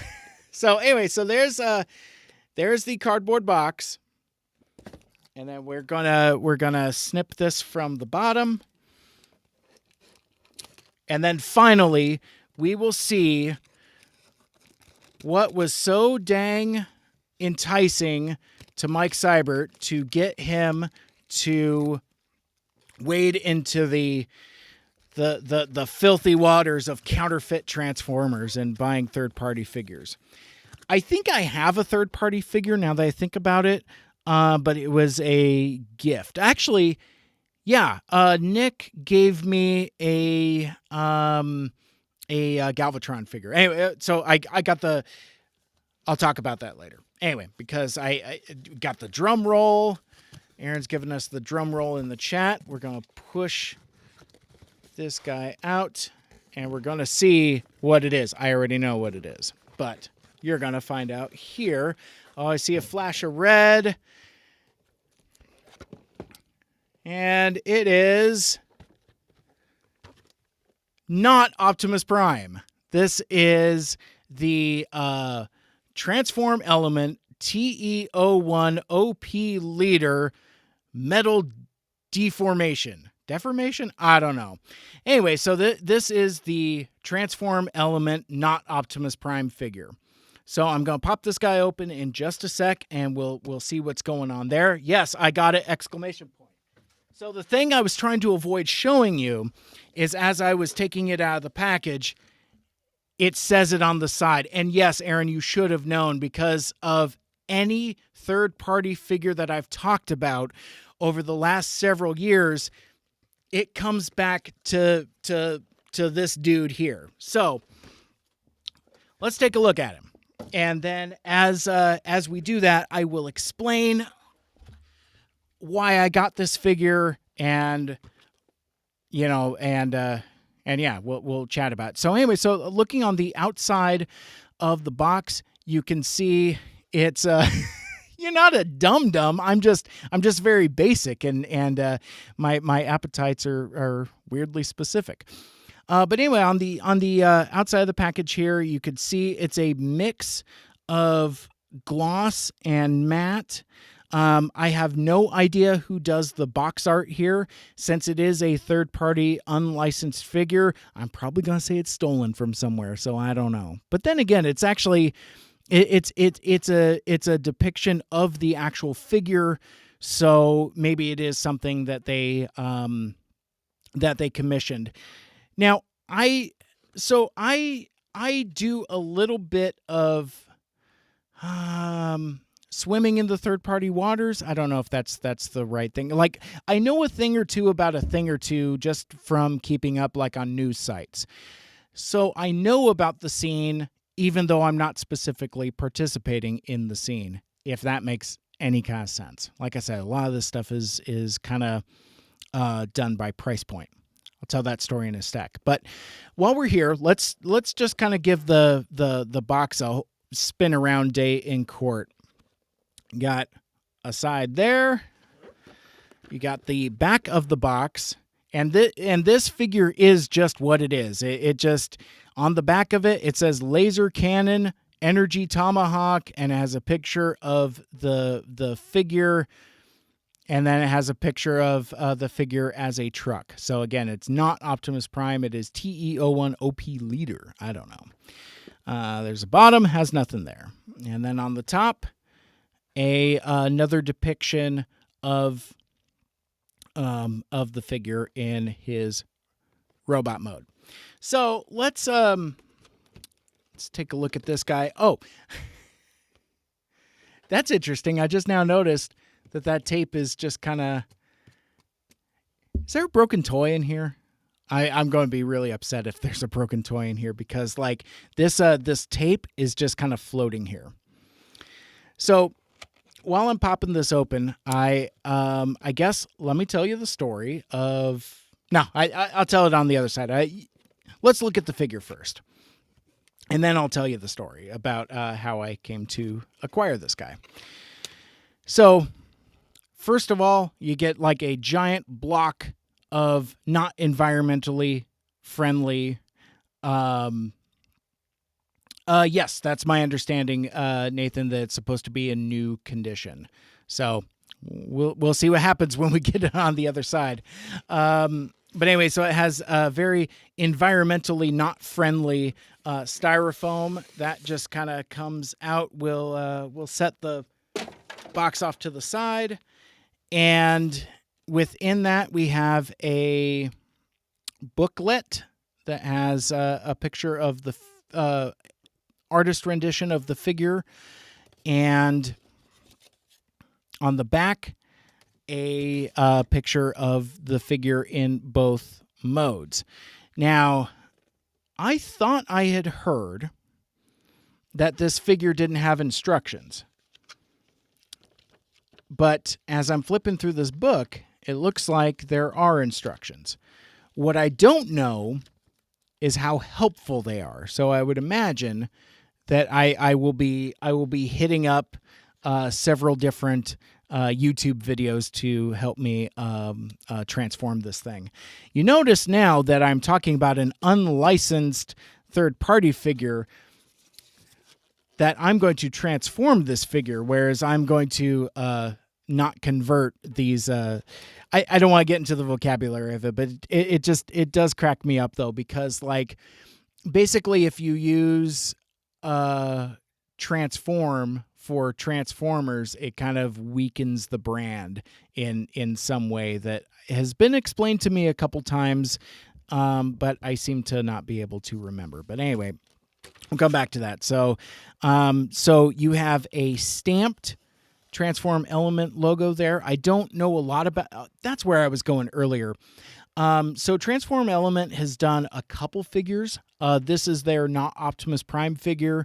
They've also done a Not Mirage figure that was relatively well reviewed. And then they were set to do a movie Bumblebee. I don't know if that figure ever came out, but it looked really, really cool. Not for my collection, but yeah, it looks really looked really neat. So got a little bit of styro. And we will pop the top off here. And again, nothing is taped down. So, yeah, I mean, there might be a broke-ass toy in here. We'll find out together here. So the styrofoam comes off. And as you can already see, it looks like there's an action figure inside. And there he is. So there's your OP leader, Not Optimus Prime. So you can see a couple things in the styrofoam, in his little styrofoam coffin already. First of all, we have what looks like a spare head. Oh yeah, and it looks pretty much not broken. So I think we're okay. I'll see if the camera can focus on that. This okay, so the thing going back to this figure, one of the early criticisms of it was that the face sculpt in the head is kind of derpy. But so they remedied that relatively quickly by adding in a new head. Now, I may have cheated a little bit already and watched a video review of this. So there's a couple of the features here that I already kind of know about. I watched 6O's review of this figure as soon as I got it. And one of the things he said in the video is that you have to unscrew the old head to get the new head on. So that's why there's a little baggie with a screwdriver in it. So basically you can screw the head.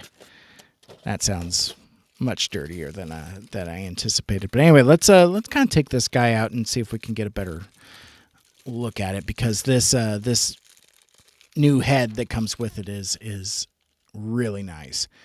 Oh yeah, that's a really nice face sculpt and head sculpt there. I need to trim my nails. Am I the only one that's noticed that, like, some YouTubers, and I'm not trying to call anybody out, but some YouTubers have like some nasty fingernails? It's something like I'm personally like really self-conscious about, so I just kind of, there we go. Yeah, it's just something I kind of noticed. The camera is gonna keep auto focusing and really kind of making a mess. But this is a very, I would say this is a very 1986 Optimus Prime face sculpt. The face plate is very square and angular, especially like around the chin. This definitely looks like a 1986 Transformers the movie Optimus Prime, which is kind of interesting because the figure, as I talk about it, is decidedly not. And I want to talk about why this figure kind of resonates with me and speaks to me. But anyway, there's some other stuff within the box there. So, and actually, this box is fairly plain. Actually, there isn't a whole lot in there. Let's see. So there's a trailer hitch, and obviously this figure does not come with a trailer. So that's a trailer hitch. I hear a rumor that this is supposed to be compatible with the MP10 Masterpiece Optimus Prime official trailer. I don't know that for sure. The MP10 that I have doesn't have a trailer, so I wouldn't know and really kind of don't care. I don't think this dude's gonna be spending a lot of time in truck mode anyway. I'll probably transform it at least once just to say that I did, but I really want it for the robot mode aesthetic. So anyway, it comes with a trailer hitch.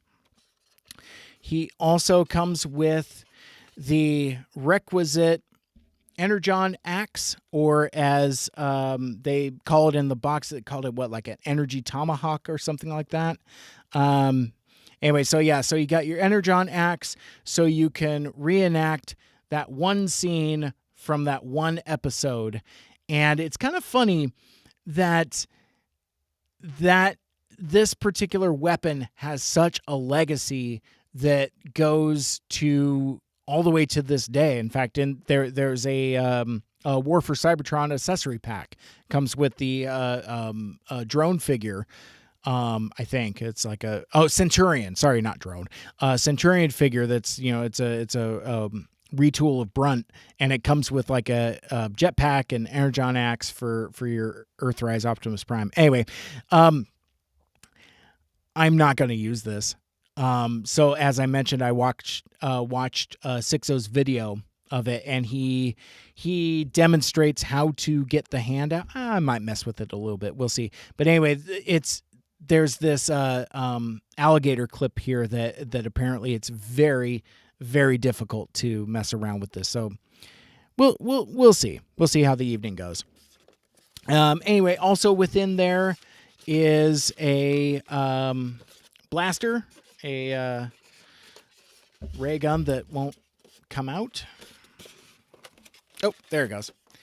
That's a pretty beefy Optimus Prime rifle. That ain't too bad.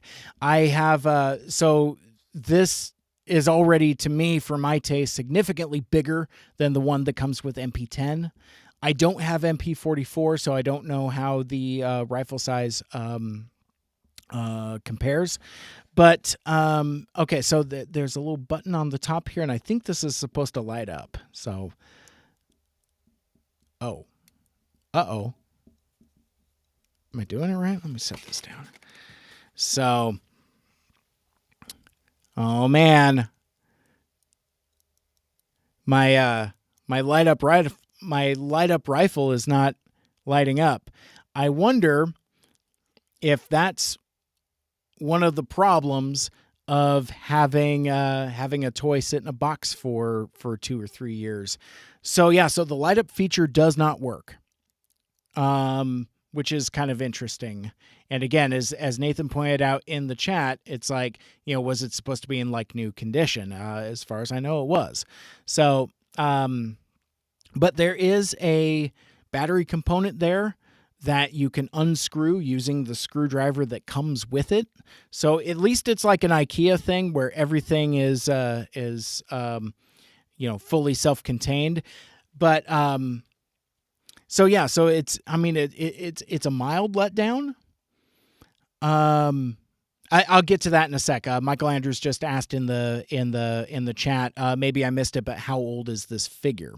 So anyway, so yeah, so the rifle doesn't work, but it's really cool looking. I think this is a terrific representation of the Optimus Prime rifle.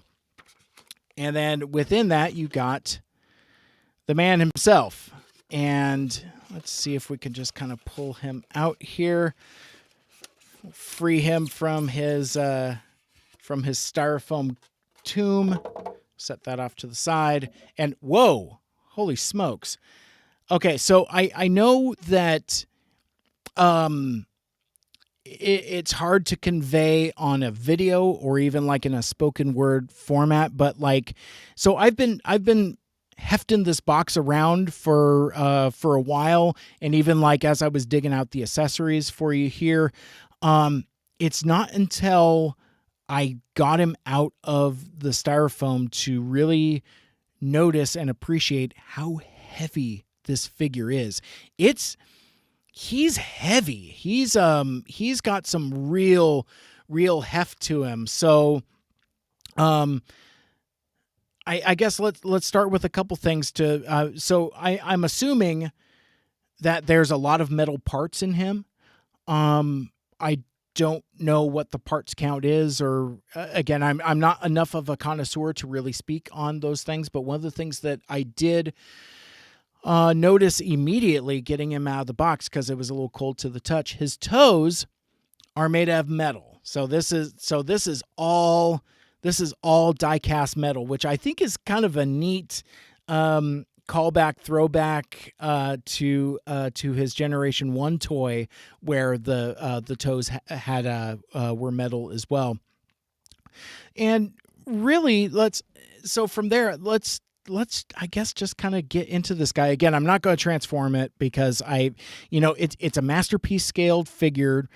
I don't have a whole lot of those. I don't have a whole lot of experience transforming masterpiece figures. I've converted my MP10 once, and I'm never doing that again. And so yeah, so the engineering and mechanics of masterpiece scale figures is a little beyond me. I like Soundwave, where I can do it in 19 steps. I love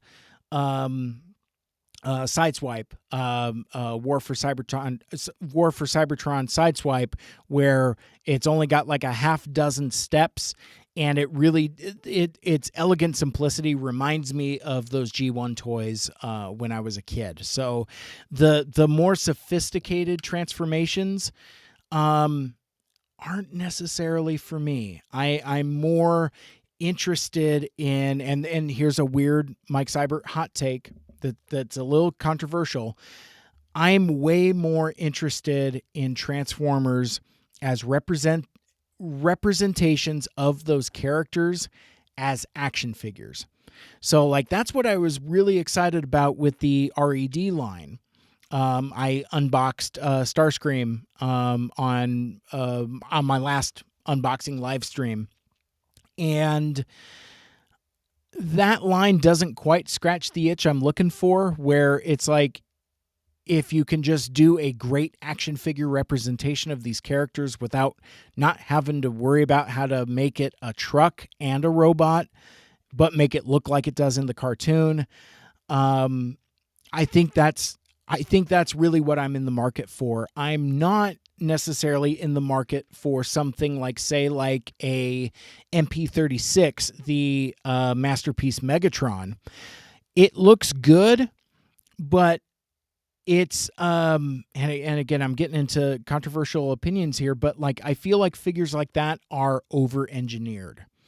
Like I have yet to encounter anybody that says, you know what, that's really fun to transform back and forth from gun mode to robot mode and back. But let me keep it in the realm of Optimus Prime figures here, because so this transform element figure has a little bit of a history in that this popped up in late 2018, early 2019. I don't remember exactly when, but this was kind of like the beginning of the third-party Prime Wars. MP10 had already come and gone, and it was I've called it dated, and it was time for a refresh. Hasbro Takara had announced that they were doing a new version of Masterpiece Optimus Prime. It was going to be MP44, but that figure was still like a year off. So there was hype for a new Masterpiece Optimus Prime, but the official figure hadn't come out. We were kind of like in between releases. In the meantime, two companies, one, Transform Element, came out with this figure, and then another company called Magic Square came out with their Masterpiece scale Optimus Prime. And for a period of until MP44 came out, these were basically the dueling Masterpiece Optimus Prime figures, and they were both very different. And I remember having conversations with my buddy Aaron and with some other folks about kind of the differences. The thing with this figure, with Transform Element, is he's very blocky, he's very basic, and he's also very svelte. Like, he's not, he's chunky, in the way that you want like a G1 Optimus Prime, but he's also pretty thin. And the difference between this Transform Element figure and the Magic Square counterpart is that Magic Square had more beefier, more heroic proportions. Like his chest was like bigger and bulkier and stuck out more. Same thing with like the arms and the legs. The proportions were a little more exaggerated. Like the legs were like big and chunky. Again, as well as the chest and the arms. And that didn't necessarily appeal to me because it didn't look like what I thought Optimus Prime should look like. Now, and that's something that is very, very, very, very subjective, because like Optimus Prime doesn't look the same way in any two bits of media. Even like if you compare not even individual episodes of the cartoon, even sometimes within the same episode, he looks very different. So I think what the struggle for toy manufacturers and designers, whether it be official product or third-party product, is really kind of trying to capture what your imagination is of what a character should look like. Sometimes they skew very animation accurate. Sometimes they go for a more comic book aesthetic, or differing sources. And then sometimes it's kind of like a distillation of all of them, which is kind of what Masterpiece Transformers were before they decided. And I don't know the entire history of Masterpiece, but at some point they took a turn into full-on animation accuracy, full stop, with like, smooth, clean lines and as kind of basic as possible, and really kind of trying to capture the essence of what it looked like in a cartoon, but while still having enough parts to fold out into making a convincing alternate mode. So the thing that immediately appealed to me about this figure is the simplicity. It doesn't have a lot of panel lines. It's very smooth. It's very basic. And there are some critiques that I would imagine folks would have. Again, I haven't transformed it. I hear this thing is a pain in the ass to transform. But again, I intend to display him as an action figure. But let me kind of go over some of some of the details, I guess. And this is going to be kind of hard because I guess what I should have done if I was smart is I would have put up visual representations of the other Masterpiece scale Optimus Prime. So that would have been like MP10, the Magic Square, and MP44. This one kind of fits like square in the middle of, pardon the pun, of all of them, because this one is, I feel like, I mean, you talk about price point. Let me take it all the way back to where I started this discussion, talking about the reason why I'm not a Masterpiece collector is because I don't have the appetite for the price point. MP44 is a $400 action figure. Now, it's about this big, and it convincingly captures the animation aesthetic. It has more parts. It has better paint. It is literally a premium format figure. It comes with a trailer, and it comes with every single accessory that you could possibly think of, except for a basketball. And the fact that MP44 doesn't come with a basketball and comes with everything else, that's kind of a problem. Anyway, this figure is kind of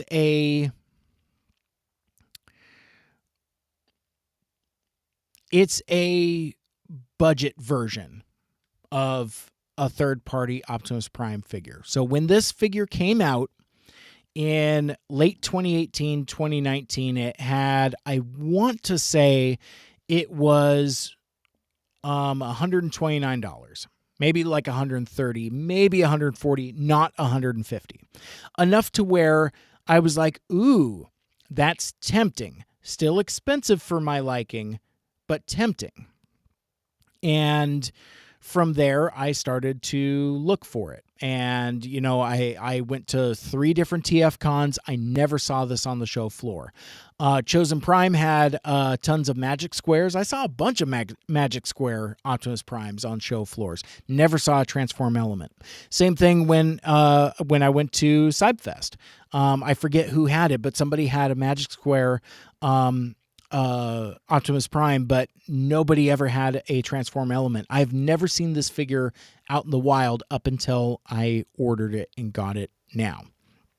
So, price point, right? So I had kind of given up being able to find it at a reasonable price. And for me, what a reasonable price was, and again, save your judgment or come at me with your judgment because it's totally fair, is like I'm looking to see if I can find this figure for less than $100. And that is an unreasonable expectation on my part, because why would I think that a $130 figure, why would I be able to get it for less than that? It doesn't make any sense.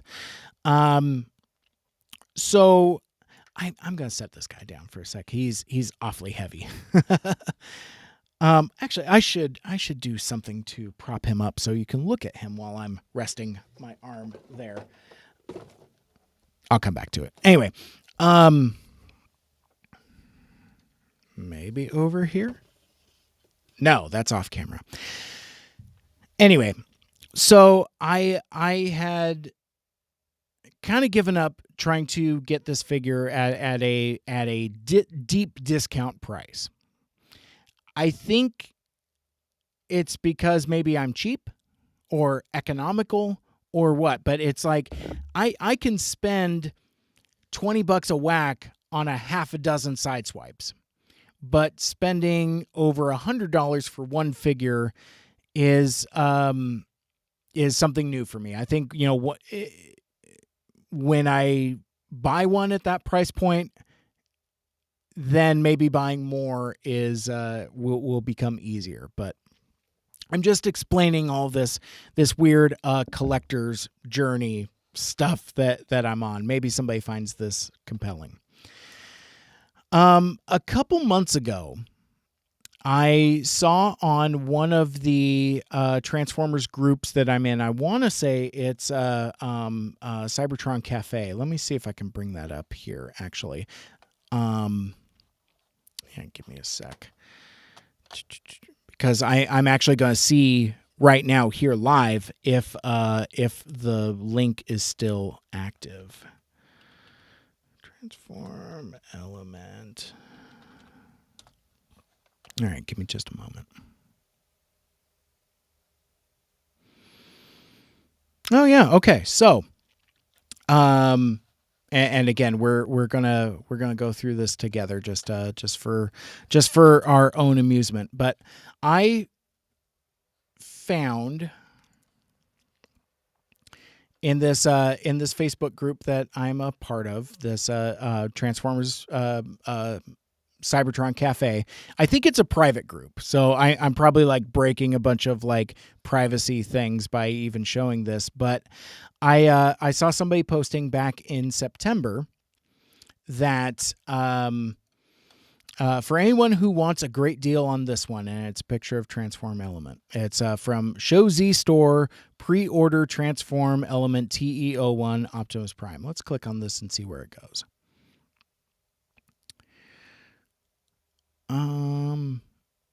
Well, it looks like it's still active. So from here, no, it opened a new window. Sorry, I'm trying to like share screens and it's not working. Stand by. This is what I get for having too many tabs. Let's go to Chrome tab, Transform Element. Okay, there you go. So now that this looks like it's still active, I'm going to share it in the show notes. So if anybody is interested in checking this out, they can.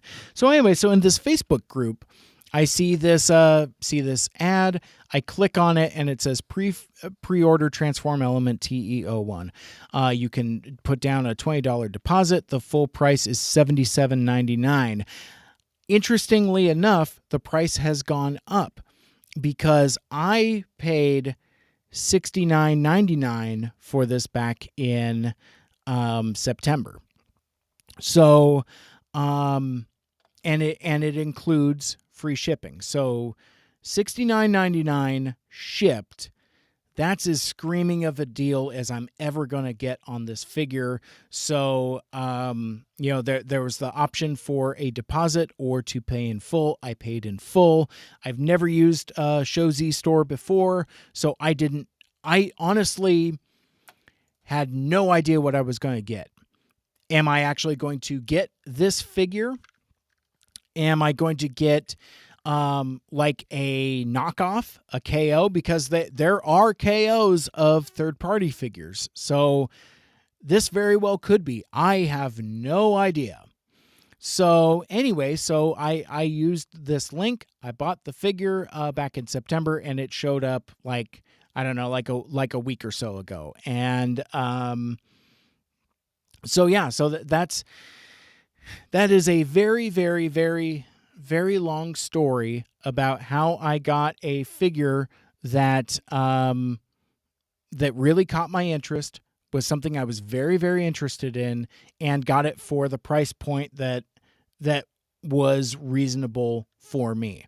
Now, again, I need to say that my expectation is unreasonable. So I'm not saying that, like, because I mean, like, when it came out at like $130, that's very reasonable for this figure. So I don't know how to litigate that right now, but all I know is that it's a price point that I can hang with, and now I got it in my hand. So I'll drop I'll drop this link somewhere, if so if there are folks that are interested in checking it out, they can do so. So I'm gonna play with this a little bit and just kind of explain again why this speaks to me so much. And really kind of what it starts with is the profile. Again, like, I mean, currently he's very stiff, fresh out of the styrofoam. But to me, when I think of what an Optimus Prime figure in this scale should look like, he looks kind of like this. The thing that I don't necessarily care for with the more recent Masterpiece scale Transformers is that they're so greebly with like all the panel lines and especially MP44. Even if I was in the market, I don't think I would buy it because it's too intricate for my taste. And again, I'm not being the arbiter of like what's good or bad or objectively good or bad. I'm just speaking to what my personal taste is. I like the more simplistic. So in a sense, current Masterpiece is kind of made for me, I guess. I don't know. Maybe I'll unpack that a different day, maybe with some of my friends that are a little more knowledgeable that can kind of help me navigate that a little bit. But so it's kind of a animated Optimus Prime. It's kind of a comic book Optimus Prime. And what I really landed on in terms of what this aesthetic reminds me the most on, and I'm gonna have to set this guy down, and I'm gonna Google this real quick. Let me see. Optimus Prime.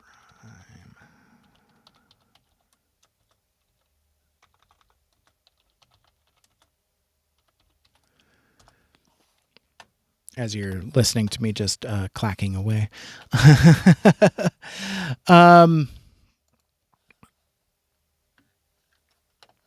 Yeah, let's see. Oh, now that's too big. Damn it. Let's see. So we're going to open image in a new tab. There we go. Perfect. Okay, great. Stand by. Let me share this here for you. Go to the window and there we go. So I was a huge fan of the Marvel comics, and so when I first saw this figure, the Transform element, not Optimus Prime, I was immediately reminded of this particular depiction, not specifically from any issue of the comics, but from the corner box of the old Marvel comics. And because that was in more or less every issue of the comics, that's an image of Optimus Prime that I saw more often than not. So I think that is specific imagery that imprinted on me, and especially with him being tall and not lanky, because he's kind of lanky here, but like, yeah, I'm trying to avoid words like skinny. He's like tall and skinny or tall and lankly, but this is not a buff Optimus Prime. And as much as I love Transformers the movie, that depiction of Optimus Prime, while it is iconic and is probably also one of my favorite depictions of the character, he's buff. He's got like the big chest and the big angles, and whereas this guy in the corner box is taller and skinnier. And so for me, that's what Transform element gives me. It kind of gives me that version of it. It has the square, mostly square-ish, more square than rectangular, I guess. The square chest windows, and really for what it is, and this is where my review of the figure is going to get weird for some folks. For me, the thing that really makes this figure iconic is his lower half.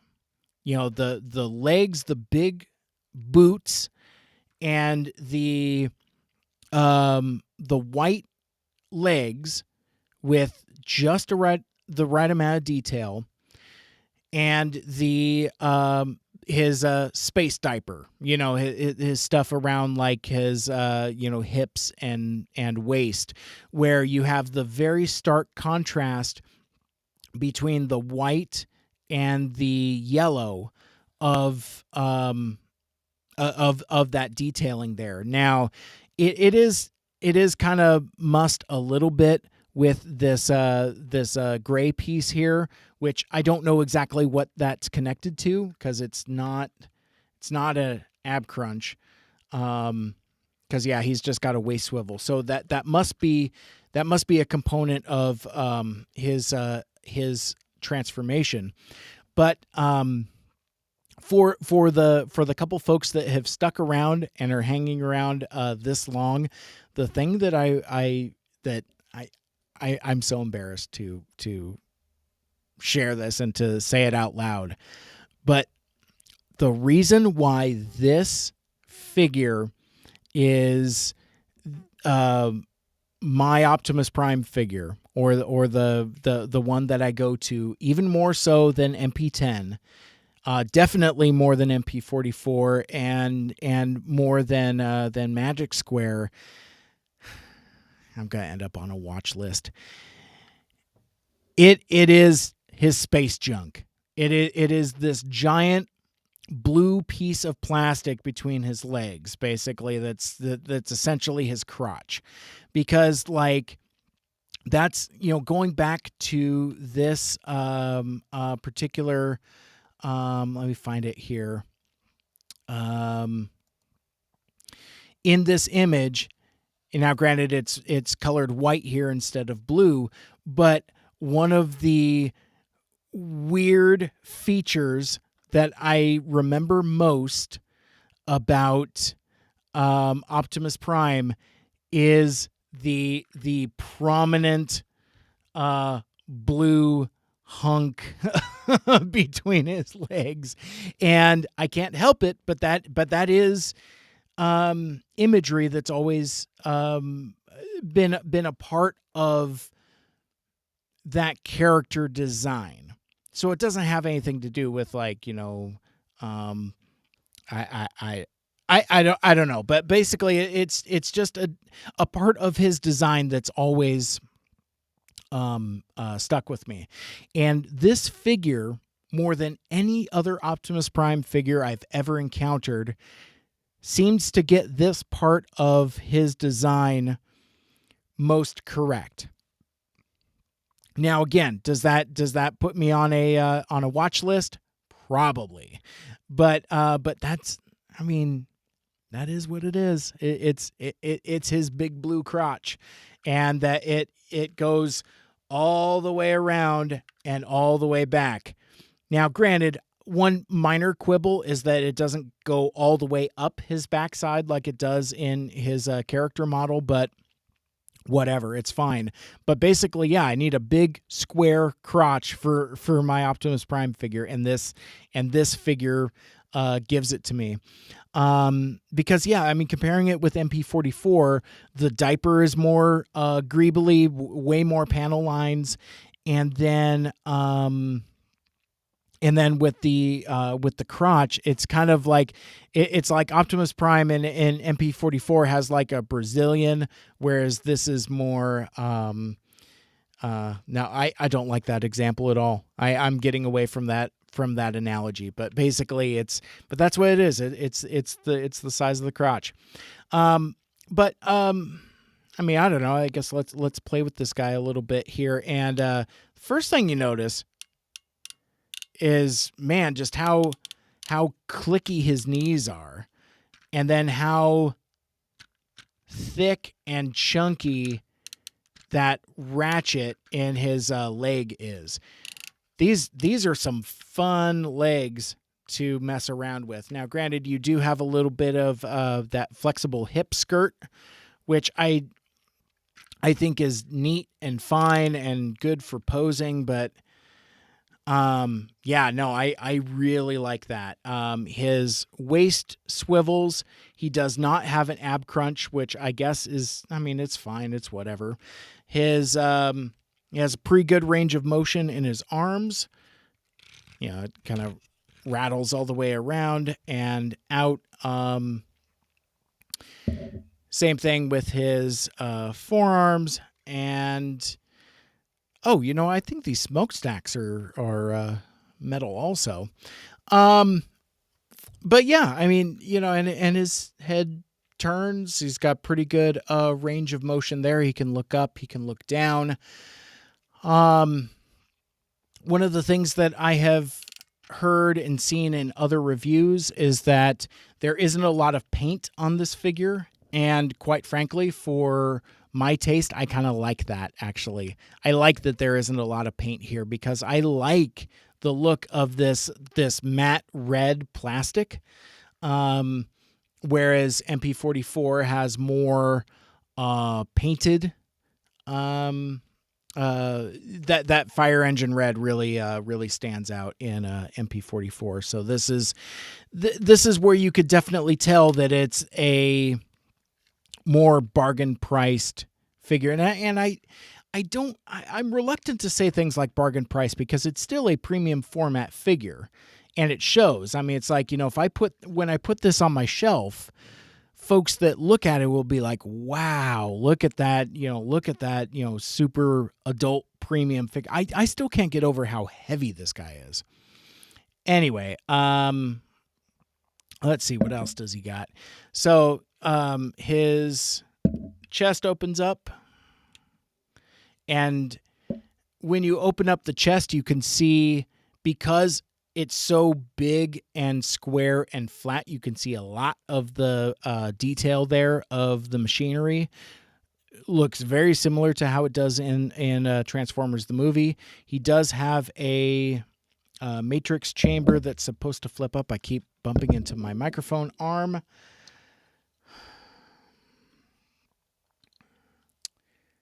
Oh, I'm just not going to be able to get that tonight, I don't think. Ow. I'm trying to like grab this with my fingernails, and it's just not working. I know some other toy reviewers have. Oh, there we go, got it. They'll use like a tool or something to kind of get at it. But anyway, there's the Matrix. You know, I had a hard enough time trying to get that component to even open. I'm not even going to try to get the Matrix out. That can just stay there. But yeah, I mean, one of the other features on him that I like is kind of a lack of backpack. And in addition to his lack of backpack, if you take a look around his shoulders, it looks very similar, or at least reminiscent of the weird round tubes that he would have on his back in the cartoon. So, like I said, this figure invokes a few different modes of Optimus Prime. It's like I said, it's the cartoon, it's the comic book, and it's kind of like all of those at the same time. And I would imagine, here's the deal, folks were like really kind of critical of the head and how it looks kind of derpy, and it does look a little derpy, but with the, I don't know, looking at it now, I don't think I'm going to leave this head on there, but this head is not specifically bad. It's just kind of different. But anyway, I'm definitely going to swap it out with this more rounded, less rounded, more squared head. So yeah, this will kind of be like an Optimus Prime figure that kind of occupies a few different eras, because the face sculpt and the head sculpt is very 1986, but the rest of him is very 1984. So it's I think it invokes all of that a lot. He does have some nice grabby hands, and actually, before I put this guy away, and again, like I said, I'm not going to. Am I? No. I was just talking about how I'm not going to attempt to put the axe in, but I'll at least give it a shot. So first I'm going to kind of try to collapse his fist and see if I can get that. Oh. Trying to get his fist in there. Maybe if I turn it like that. Oh.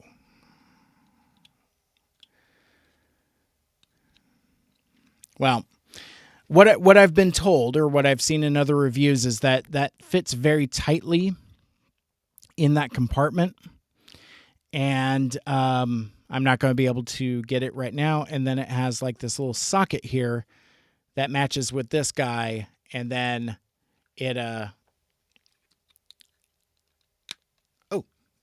that actually worked, and that snaps in like that. Now, granted, I would have to kind of Hassan chop. I'd have to tighten up his hands to make it a little more flush there, but you could kind of see it very loose like, and then the axe should just kind of come right off. Oh shoot! So the axe comes off, but it leaves the little nub there in the. Oh no! So so now this nub thing is stuck. It's stuck in this in his forearm, and oh man, ooh, that is not coming off. Let me see. Let me grab the screwdriver here. See if maybe I can wedge this.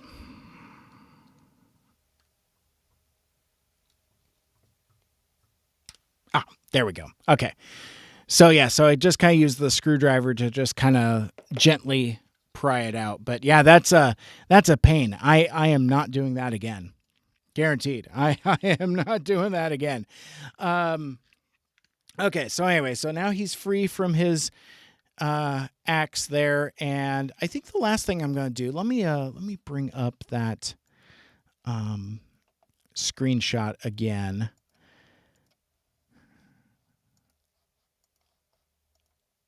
There we go. Okay.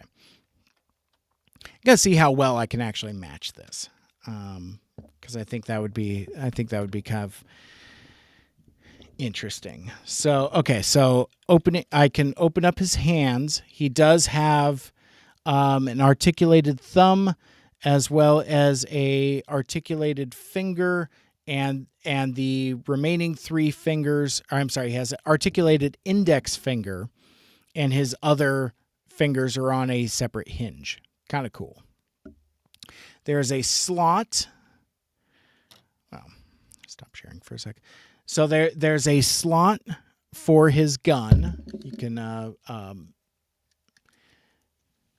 basically just kind of slides, which now you can't see because I'm blocking it with my hands, my fingers.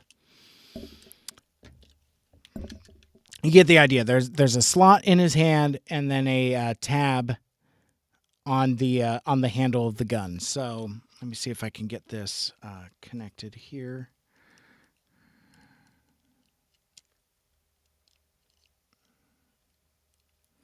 Okay, very good. So with that in there, I can now close his hands around the rifle. And let me see. So we'll do that, and then okay. So now I can bring the screen back up. Okay, it looks like that. So now I'm going to turn his head. You know what? I mean, obviously this picture is kind of low quality, but this face sculpt does kind of match that. I wonder if this was the inspiration for that. And then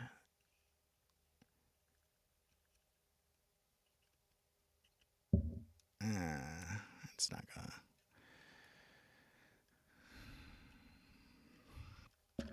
Okay, so then we'll put a little bit of swivel there. Oh, so his thigh doesn't rotate, so you gotta kind of bend his knee. That's a shame. That's actually kind of a shame because the legs go up and down and back and forth, but they don't twist. So that makes doing this pose a little harder.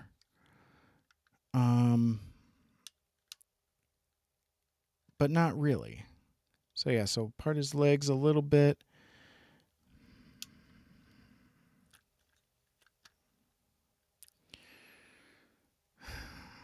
Let's see.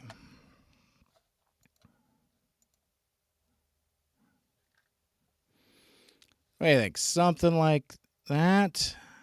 I don't know. I think I have it backwards also. So, yeah, see, no, I think that's pretty close. That's a pretty good approximation of that iconic pose. He's pointing down and yeah, there you go. So anyway, so there is Transform Element Optimus Prime and the kind of story that goes with him. All right, let me see. How are we doing on time? Oh my gosh, we've been here 2.5 hours. You would think I was doing Extra Life or something. Okay, so let me move these parts over here. I do have another couple boxes that I am not going to get to tonight. I don't have. I just kind of want to get through these last couple things here. So, okay. So yeah, so that's it for my toys. And like I said, we'll go through some of the other boxes later. The last thing I wanted to show you for show and tell was a comic book. And I talked about this a while ago. It's a project from a creator comic book creator out of Portland named Matt Mayer Lowry. He's the writer of the sci-fi series Life Formed. It's a young adult sci-fi series now being published by Scout Comics, and I did an interview with him earlier this year talking about his project called Thoughtscape Comics. And before I tell you more about his upcoming Kickstarter for the continuation of Thoughtscape Comics, I thought I would show you the physical copy that Matt was awesome and sent to me. So came in a very nice first class envelope and was very well protected. Inside the bag is a couple of the Thoughtscape Comics trading cards that we talked about during our interview. Super, super cool. And there's a physical copy of the book along with a nice note from Matt thanking me for the support. And let's I'm going to crack this open just a little bit I've already read it, but just to kind of show you more of the comic. There's the cover. There's the back cover. And it does have a square spine. I guess I would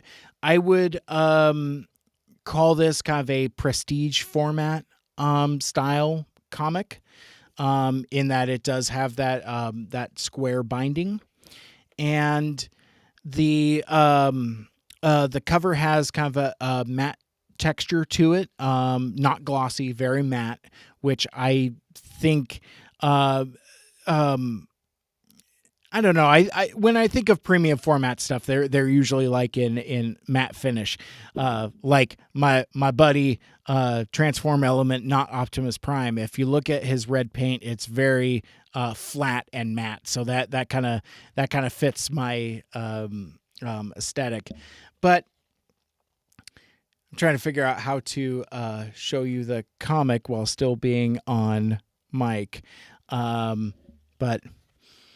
Oh, that smells great. That's got a nice comic book smell to it.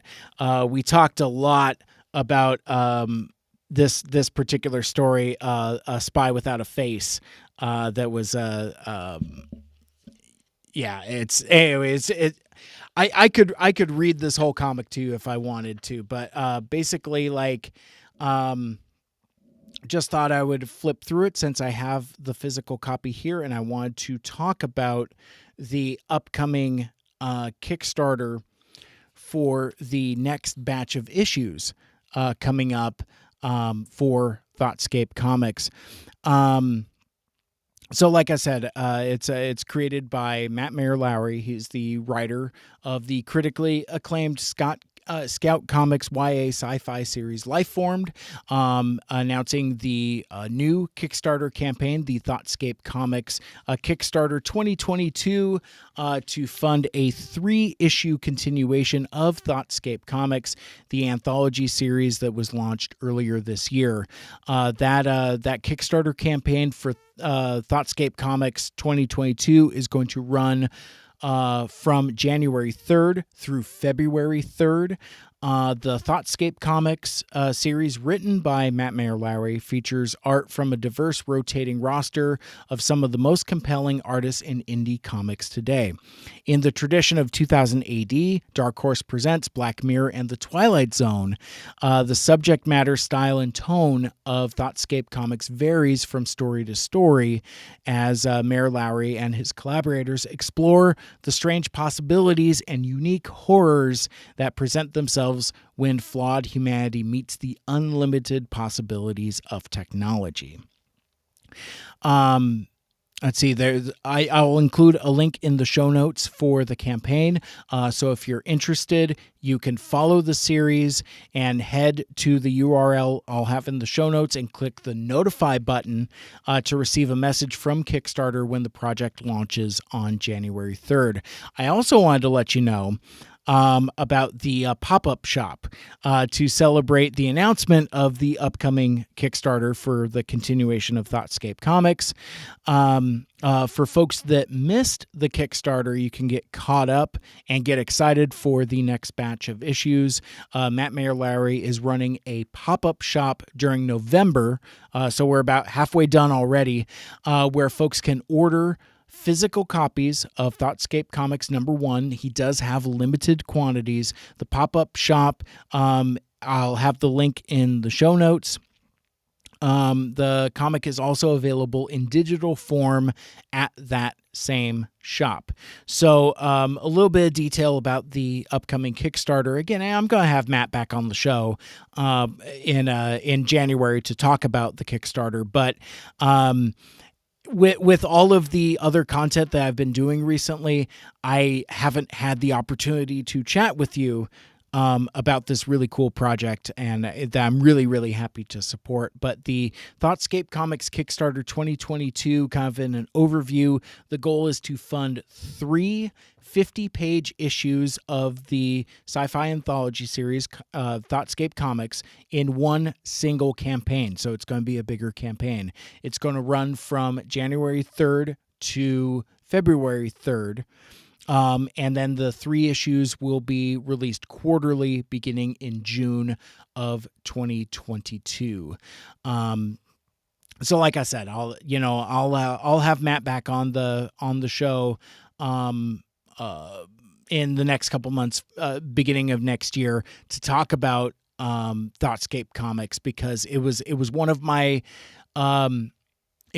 favorite projects to support this year. I almost said last year, but it's like, I tell you, man, this, even though it's November of 2021, it it may as well be November of 2019. It's like, time just like has no meaning anymore. But I really enjoyed reading Thoughtscape comics, and as you heard in my interview with Matt Mayer Lowry earlier in the year, we really talked about our love and nostalgia for those old anthology shows, specifically like I was a huge Twilight Zone guy. We talked a lot about Outer Limits.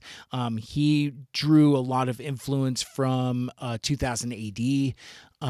So yeah, it's just and I could feel all of that, even a little bit of heavy metal here in Thoughtscape Comics, and I know a few of my listeners back the project as well. So I hope that you guys come back in January and kind of support that project as well, and get in on the Kickstarter. So that's it for the unboxing portion. So Michael Andrews, this is your if you're still out there with us, which I mean, shoot, it's 10 o'clock my time, so I can only imagine what time it is there now. But it is to my last bit of stuff I want to share with you this evening. I want to go over my review of Ghostbusters Afterlife, which again is premiering Thursday night. It starts in theaters, only in theaters, on Friday, November 19th. I had the opportunity to go attend a advanced screening from our good friends at Allied Global Marketing. I got the opportunity to attend through work, and so yeah, I got to see it a couple days before other folks. So what I thought I would do is just kind of share some, again, very basic non-spoiler stuff. So I'm not going to talk about it. I'm not going to talk about the plot. I am really just going to kind of tell you whether I liked it or not, and kind of what I thought about it. So if this is your time to punch out, have a great night. Thank you so much for hanging out with us here on the live stream. And then after you go see the movie, hopefully you come back and pick this up on a podcast and listen to the review after you've seen the movie. And then like I said previously, it's like maybe I'll do I don't know, maybe a spoiler podcast. Maybe I'll jump on someone else's podcast. I don't really know. I haven't really thought about that too much yet. So so I guess this is your fair and final warning. 3, 2, 1. What did I think of Ghostbusters Afterlife? I liked it. I liked it fine. I think it's good. I don't think it's great, but I do think it is serviceable. It's enjoyable, and more importantly, it's approachable. And the thing that there was a few things that have been kind of swimming in my head in the days since I saw the movie, and even while I was watching it. I don't know at what point Ghostbusters became this huge nostalgia property that folks had so much reverence for. Now, I think this is an age thing. So let me kind of explain a little bit, and I'll kind of make my case as I go. So in 1984, I'd have been 5. So Ghostbusters was too adult for me, way over my head. And Ghostbusters the first in itself is kind of an odd movie to fit in a box, to articulate what it is. Is it a comedy? Yes. Is it a sci-fi action drama? Probably. Sure, I guess. But what it isn't is any one thing. And one thing that I think that it is not is kid friendly. I think there's a certain level of maturity to it. Because like at one point, well, I don't want to be graphic. I mean, you know the scene involving Dan Aykroyd's character and that ghost and what happens to him, and then this is a movie that's kind of like for kids, I guess. And that's so there's this. So the movie comes out, and it's kind of like a more mature comedy type thing. Then the sequel comes out, and it's definitely more kid friendly. Then the cartoons come out and the toys come out. I mean, this is very much so a property that I think that had been co-opted by toy companies and cartoons folks and made into a children's property, where I don't think the original intent of the original Ghostbusters was for it to be a children's property, but that's certainly what it became. I don't have that much nostalgia or even all that much affection for Ghostbusters as a property. I like the original movie. I remember I saw that second one when it was in theaters, and I remember being into it when I was a kid. I believe that was like right around 1989. So maybe that was around like Indiana Jones and the Last Crusade, maybe Star Trek V.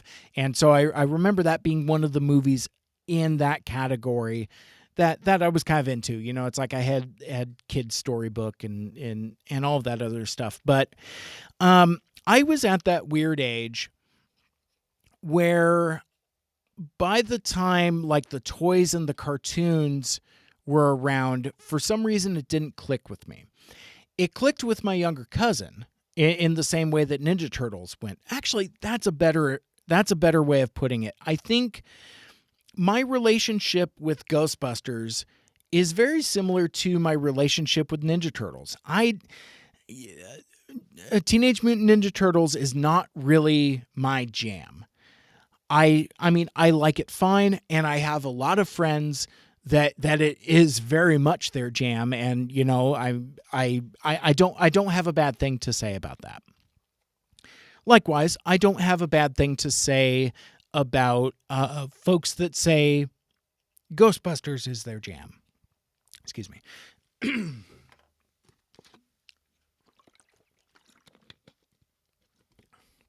Getting a little harsh there, I guess. So I don't have anything bad to say to folks that say that Ghostbusters is their jam. It just isn't my jam. And what I don't know is at what point Ghostbusters got into that same echelon of valued nostalgia properties in the same way that, say, like you know, now folks talk about Ghostbusters kind of in the same way that we talk about Back to the Future. And I like Ghostbusters fine. In fact, I told a story back during the winter where like I was snowed in. I was staying at a hotel for work right across from the radio station that I work at. And I remember trudging in the snow to try to find a restaurant to eat at and maybe get an adult beverage. And I come across this pizza joint on Queen Anne called Big Mario's Pizza. They have like the giant flat New York style pizza. Really, really good stuff. It was the only place that opened. They had a bar, and that's where I spend my snowbound evening.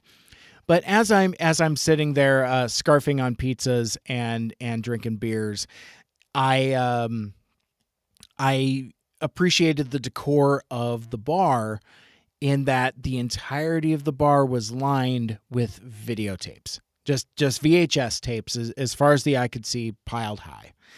And at one point, the bartender throws in a VHS tape into the, this 19-inch CRT TV, well, into the VCR, connected to the CRT TV, and it was Ghostbusters. And it was a great experience to watch. Like, I mean, I stuck around maybe for the first half of the movie. I don't know, maybe 40 minutes or something like that. Had another round, another slice, and I watched Ghostbusters Snowbound. It's kind of nice. Hadn't watched it for a while, and it was just kind of like a cool experience. But reflecting on that, having watched this Ghostbusters Afterlife, it makes me realize that that intangibility about Ghostbusters as a property, and certainly the first one as a movie, in terms of what we think of it, how we interact with it, and what a sequel to that would look like. Ghostbusters 2 didn't really resonate. It was kind of a flop. The reboot in 2016, aka the quote-unquote girl Ghostbusters, that's when, very similar to like we saw recently with Masters of the Universe Revelation, the Kevin Smith show-run Netflix cartoon, which is kind of a extension of the original He-Man cartoon, and suddenly there is a vocal, loud fan base that's apparently been there the whole time. Because as soon as that Masters of the Universe cartoon came out, suddenly everybody's been a He-Man fan this whole time, and they're so much of a fan that they're offended because there's gaga girls in there, and it's the same thing with Ghostbusters. So we found out in 2016 that apparently there's a huge and vocal and obnoxious Ghostbusters fan base. Very puzzling. So that movie is met with less than favorable reception. Doesn't do well at the box office, and Ghostbusters kind of goes back into franchise jail. And then Jason Reitman comes around, son of Ivan Reitman, the director of Ghostbusters, and he is going to make a sequel, a legacy sequel, that is billed as, quote unquote, giving it back to the fans.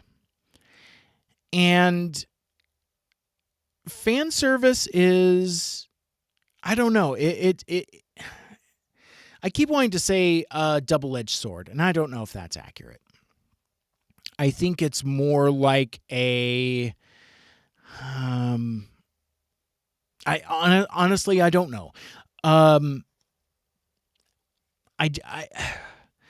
Fan service is just such a tricky thing, because it's are you pandering to a fan base, or are you trying to make a good movie? So for me, that was a little bit of a red flag in, giving it back to the fans.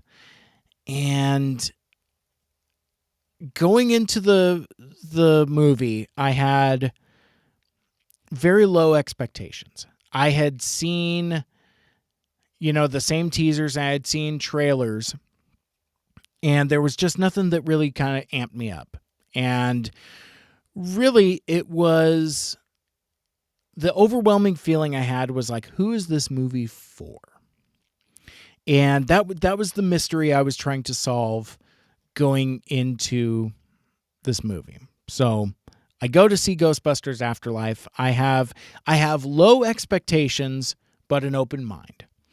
And as I said, I liked it. It's fun, it's palatable, it's approachable. This is Ghostbusters done using the Marvel method. I've called this out on Twitter as Marvel's Ghostbusters, that kind of thing. in that it's very much in that Marvel MCU formula where it takes a outlandish dramatic concept, grounds it to an extent, but also treats it very earnestly, but is also light on its feet and has comedic elements. So when I say things like palatable and approachable, that's what I mean. That's kind of the meter stick for well, not just the meter stick, but the blueprint for these types of movies. It feels like a Marvel movie in a lot of the best ways. I'll tell you now that, and this is just advice, I'm not going to spoil them, but there are 2 post-credit scenes. There's like a mid-credit scene and then there's a post-credit scene. So stick around. And again, I without saying what they are worth your time. If you're in for this. So who is this movie for? This is a movie that is for fans. Well, I mean, it's for fans of Ghostbusters. Start with that. It's also for younger audiences that want to engage with a cool concept. You know, busting ghosts is pretty darn cool. And it has that cachet of being a legacy property. And it's for families. And it's a, again, I keep floating the terms approachable and palatable. I don't think that Ghostbusters, the first, is family friendly. I think it's a little too crude for younger audiences. Ghostbusters Afterlife, on the other hand, is built for those younger audiences. This is a movie to where you, as perhaps a 40-something-year-old person that loved Ghostbusters when you were a kid and now have kids of your own, this is a movie for you and your family. And I say that as a compliment. That's actually to the movie's credit. This but what's interesting though about what Ghostbusters is, with that kind of adult edge to it, this movie is a sequel to Ghostbusters in a lot of ways, because in a lot of ways it is very much the legacy sequel blueprint. This is the Force Awakens of Ghostbusters. I have more thoughts on that in a sec, but more than being a sequel to Ghostbusters, this is a sequel to what folks think they remember and think they perceive about what Ghostbusters is. Not necessarily specifically what Ghostbusters actually is. So there's no oral sex with ghosts in a Ghostbusters Afterlife. Which is fine, because because I'm sure there have been anniversary screenings of Ghostbusters the first, and folks being all like, "Hey man, I got kids here," so that there are some of those rougher elements that or more mature elements that are not necessarily appropriate for younger audiences. this movie very much is appropriate for younger fans. I talked about I mentioned Force Awakens earlier, and Force Awakens is really kind of like, at this point, kind of become the measurement or example, poster child, of what one of these legacy sequels either could be, should be, or is. And I think that's what these types of legacy sequels are measured against. And a legacy sequel is basically, it's a sequel to a movie that incorporates real life time jump. So much like Star Wars The Force Awakens, Ghostbusters Afterlife does pick up some 35 years after the events of the first movie.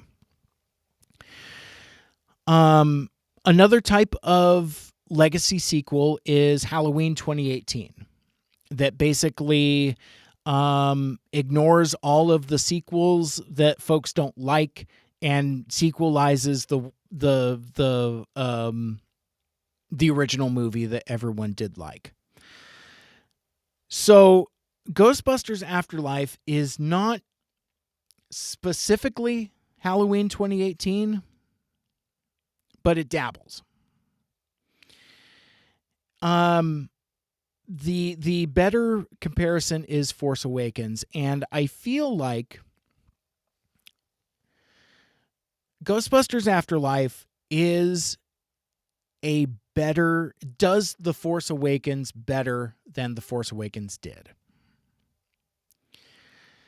And I think that's good. It services fans of all stripes. It services fans that grew up with this. It services fans that grew up with this, that have kids, that want to bring their kids. And I think it services current contemporary fans that, maybe they've it's a sequel to what folks think Ghostbusters is. And I've repeated myself a couple times on that, so I'm going to kind of move on from that. But it's very much in that formula. I try to think of where I want to go from here.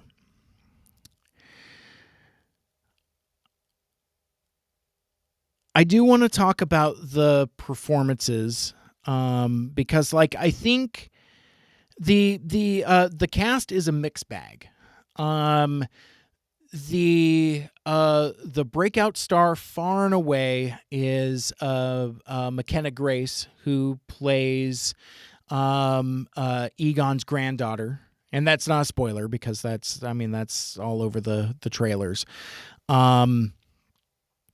And she's really kind of the glue that that holds this movie together. It's very much on her shoulders, which is a lot to ask of a young actor, and I think she does it very well. She has just enough of that Harold Ramis awkwardness, and it's a pretty good performance, and while still being very serviceable.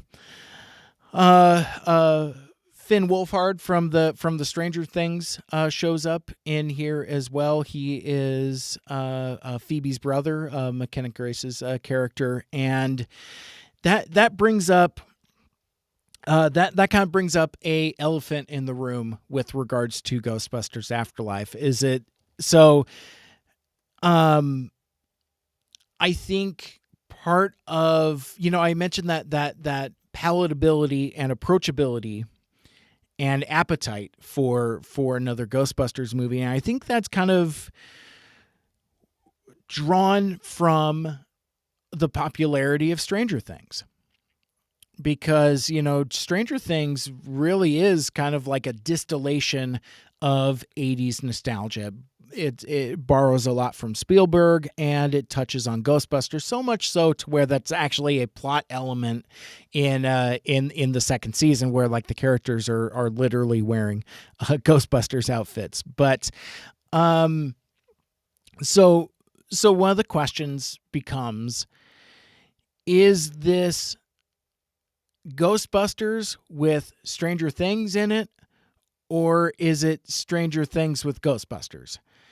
And the answer to that is shrug, yes. Because I mean bless old Finn Wolfhard for really still being connected and being part of the zeitgeist in terms of like being attached to these types of projects. It's like, oh, hey, it's the kids from Stranger Things. So basically this is a Stranger Things thing. I think he brings a degree of fandom with him. And in terms of like, who is this movie for? Well, it's for fans of Stranger Things. It's very, very compatible and very one-to-one. So like you could as a younger fan watch Stranger Things and then go watch Ghostbusters Afterlife and be just fine. It is interesting, though, now that he's getting older and kind of getting into that awkward teen phase, as opposed to that adorable yet foul-mouthed child actor phase, how his career is going to go. And I think, in a sense, he plays a pretty decent rendition of a teenage version of his character from Stranger Things. He's one of those actors that's he's just playing himself, which is fine. He's totally fine. There's Paul Rudd's in this movie, and he's fine. He's Paul Rudding all up and down the joint. I did make a comparison to a friend of mine at work about his performance and his characterization. And my friend told me that's explicitly a spoiler. And I'm like, oh, shoot. I did that accidentally. So I'm not going to share that insight here. But he's It's not that he's miscast. It's not that he's misused. But it is a weird performance. It is both at once a very Paul Rudd performance, but also not a Paul Rudd performance. It's like this character should be played by somebody else. Yeah, because like, if you cast somebody that has at one time been the sexiest man alive, and he is nebbish and nerdy, that just doesn't quite doesn't quite square. There is one character that I do want to talk about. If there was anything that I didn't like in this movie, there is one character. He's played by a young actor named Logan Kim, and this isn't his fault, but he plays a character called Podcast. That is literally the character's name, and he's a podcaster of some kind, and that's a real damn problem for me. One, because I think the references that they go through with regards to his character and what he does makes the screenplay feel very dated. I don't remember when this movie was written, but I know it was written a while ago, and then there was a bunch of like production delays, then the Rona happened, and really the jokes and humor that come from this character, both from him and at his expense, are jokes from 2017. I guess if I had to put the humor feels very dated. Obviously, I do bring a bit of baggage and sensitivity to it, being a podcaster myself. But I mean, I can laugh at this weird, obnoxious, goofy space of content creation and podcasting. It just doesn't address it very well, for my opinion. But this is also, and it's a real consider the source situation. You also have to keep in mind, I'm the guy that got upset about a bubble guts medication, IBS medication that portrays in their commercial a couple quote unquote podcasters that are doing some kind of weird live stream video. Well, I don't think it's live, but some kind of thing in their garage. And I went on like this massive Twitter rant about how like everything is wrong in the representation of that. So I side tangent, and you might have experienced this as well, but once you do something, whether it's as a hobby or as a job, and unfortunately I have the burden of both. You know, my job is working at a radio station, and I'm a independent podcaster for funsies. Once you become experienced in some kind of field, it's hard to look at entertainment that portrays that field. So anytime like a radio station is depicted on TV or in movies, my hackles immediately go up. When there's talk of podcasts and podcasters, my hackles go up. I had to stop watching A Million Little Things. I used to be a fan of that show, but then one of the characters has started as a podcaster and has become a radio host, and the incongruities and misrepresentations bothered me so much. It was actually like causing me like legit stress, to where it's like I had to stop watching it because also the show got really dumb and really bad. I don't need a murder mystery folded in with my show about friendship and dealing with grief, but that's neither here nor there. But my point being is that I'm sensitive to things like that. So as soon as this character on screen represents himself and saying, well, you know, they call me podcast. And it's just like, I almost embarrassed the folks I was with because I did like the audible sigh and folded my arms and made a real production of it. Made really obnoxious. Don't go to movies with me.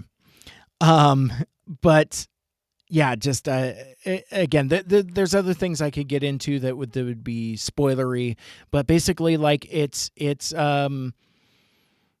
when podcasting was more huge, I would say, like with the popularity of Serial and the rise of true crime, maybe even like some of like the serialized drama stuff like Night Vale, to even like the rise of Joe Rogan, to where, you know, and Adam Carolla and Mark Maron, WTF and all of that other stuff. It feels like, of course, podcasting is a thing that's a thing now, but it feels like now it's less of a novelty and more, whereas like in 2017, 2015, 2016, I don't know, it felt like that's something you would want to bake into your edgy screenplay where you're trying to be funny.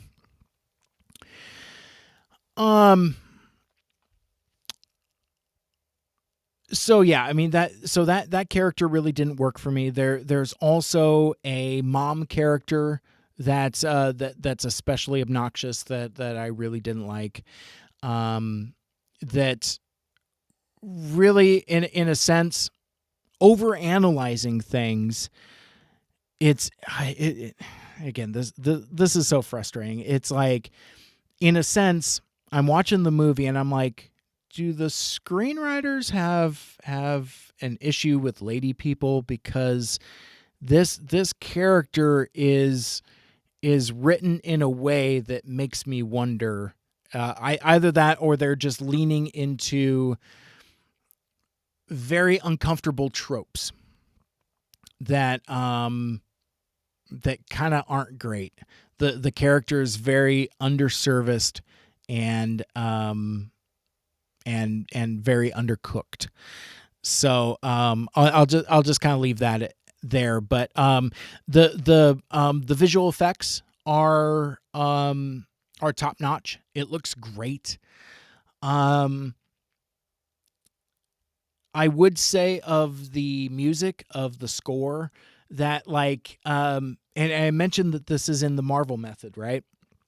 So anytime there's a callback to something, to some kind of reference, even if you don't know the reference because maybe you're a casual fan or you're a new fan, the music will let you know that that's something that's something. Like, there are various artifacts that turn up, and every time one of those references happens, the music swells and the camera lingers, and whether you know what the specific reference is or not, you know that that's something that's something. Very heavy-handed, which cuts both ways. On one hand, the heavy-handedness makes it approachable. So, like, let's say you've never seen Ghostbusters before. You can enjoy this movie because it gives you everything that you need. And it explains everything that you need. I don't know if that's necessarily the case with Force Awakens. I haven't watched it for a while, so I don't remember how approachable it is for a story that takes place 30 years after Return of the Jedi. This gives you everything you need, and as such is approachable. And with the music cues, it holds your hand.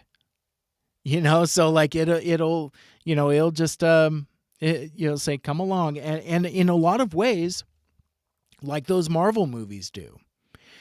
It's like lingering on a character's name on a ledger or something like that, to where it's like you might not know exactly what that is, but like the camera is lingering there for some reason. And the and again, the music swells to let you know that that's what's happening. But rather than being mad about it, I actually saw that as kind of like a strength in a weird kind of way. So, but yeah, it's totally fine. Did it blow my hair back? No. Was I disappointed? No. Did I have a good time watching it? Definitely. Would I recommend it? Yeah. Would I go again? Probably not. So it's a mixed bag of palatable in fineness. It's fine. And that's the first thing I said. It's like, so when we get out of the press screening, there are nice folks with clipboards, and they want like a couple snippets from you. And I shared with them the things that I just said about the approachability and who it's for and things like that. And but the first words out of my mouth were, "It's fine. It's fine." There is now that's a spoiler. I'm trying to think of. Yeah, and that's the other thing too. It's like, toys and action figures have spoiled things. So I'm not really going to get into those because not everybody is exposed to the toy market. So I'm just going to leave it there. But so yeah, I liked it. It's fine. And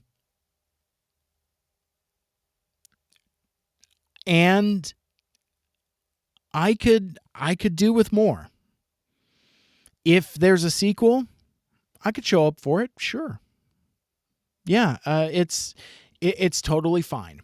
In a lot of the ways that the latter Marvel movies have been fine. I mean, I told you that I didn't like Eternals, but That's my particular mileage.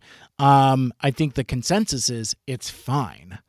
And I don't know what that means about where we're at in our current state of movies. I can't litigate this here, but one of the things that's been going through my mind over the last several months is trying to articulate what is a movie. You know, at a time where something like Red Notice is on Netflix and, you know, it's like a $200 million movie, but it looks cheap as hell, but it has A-list talent. And it's just,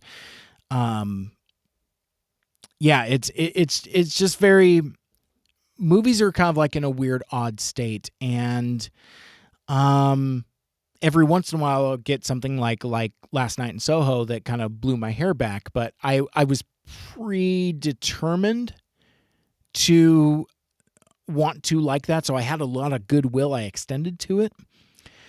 I can't remember the last time a movie just like really blasted my hair back. I guess and it's not a superhero movie. I think the last movie that did that was 1917.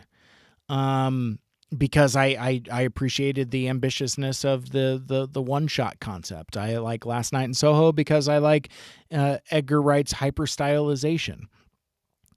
I can't remember the last time a superhero movie made me excited. I talked about Black Widow. It's fine. I don't dislike it, but I mean, it's whatever. And it feels like that's kind of the state that we're in with these types of movies. It's just kind of like a weird sameness, a lot of grayness. I watched the trailer for that Spider-Man No Way Home. No Way Home, Far From Home, Homeschooled, Work From Home. I don't know. I don't remember what it's called. And I felt nothing. I'm going to go watch it. It looks fine. I'm sure I'll like it just fine. But you would think that I would be something like the concept of a multiverse and bringing in all these different versions of all of these old characters would stir something in me and make me excited. And it doesn't. All it does is, for my cynical perspective, reminds me that in the Marvel era, they've done nothing to fill out Spider-Man's rogues gallery. So he's got no bad guys, and they have to go back to the old movies to get him some bad guys. Because aside from Michael Keaton, he doesn't have no bad guys. That's a problem. Too busy hanging out with the Avengers to where after 3 movies, doesn't have his own rogues gallery. That's a problem. So I've drifted. I guess I was thinking about that because of the Sony connection and the Marvel stuff. So yeah, in brief, Ghostbusters Afterlife is it's a Marvel movie with Ghostbusters in all of the best and worst ways. It is Star Wars The Force Awakens for Ghostbusters. And for me, it does the Force Awakens trope better than the Force Awakens did. And so that's go see it if you want. I'm not going to hard recommend it. But likewise, unlike with Eternals, I'm not going to wave you away from it either. There is a lot to enjoy here. And again, it's fun. It's approachable. It's light on its feet. It's not a sequel to Ghostbusters. It's a sequel to what we think we remember Ghostbusters is, and that's totally fine. And that's totally acceptable. Does that mean it's given back to the fans? Possibly. Your mileage might vary. Let me know in the comments. Drop me a note. Let me know what you think, and maybe I'll do another episode or something related to Ghostbusters. If I pop on somebody else's podcast, I'll let you know about it. But I think that is about all I have to say about that. And that will wrap things up for this particular episode. Thank you so much for listening and for hanging out. I really appreciate it. And if you want to listen to all of my past shows, you could subscribe on Apple Podcasts, Stitcher, Google Podcasts, Spotify, TuneIn, or wherever the heck else you listen to your podcast, Mike Seibert Radio. And you could check out the full show archive out on SoundCloud, 5 years and over 300 episodes worth of shows out there. And you can become a Mike Cybertronian and join the MSRP Friends and Fans Facebook group and tune in for another Mike Seibert Radio podcast live stream on Twitter, YouTube, Twitch, and Facebook Live. And don't miss the Talkin' Rock Rocky Forecast coming up next Sunday, November 28th at 2 o'clock p.m. Pacific time, where me and some of my best good friends are going to talk about all versions of Rocky IV, including the brand new director's cut. You don't want to miss that, and that's a good way to kind of cap off your Thanksgiving weekend. Like, share, rate, and review the show. Let us know what you like and what you'd like to hear more of in the future. My name is Mike. This has been Mike Seibert Radio, and until next time, till all are one, make good choices. Good night.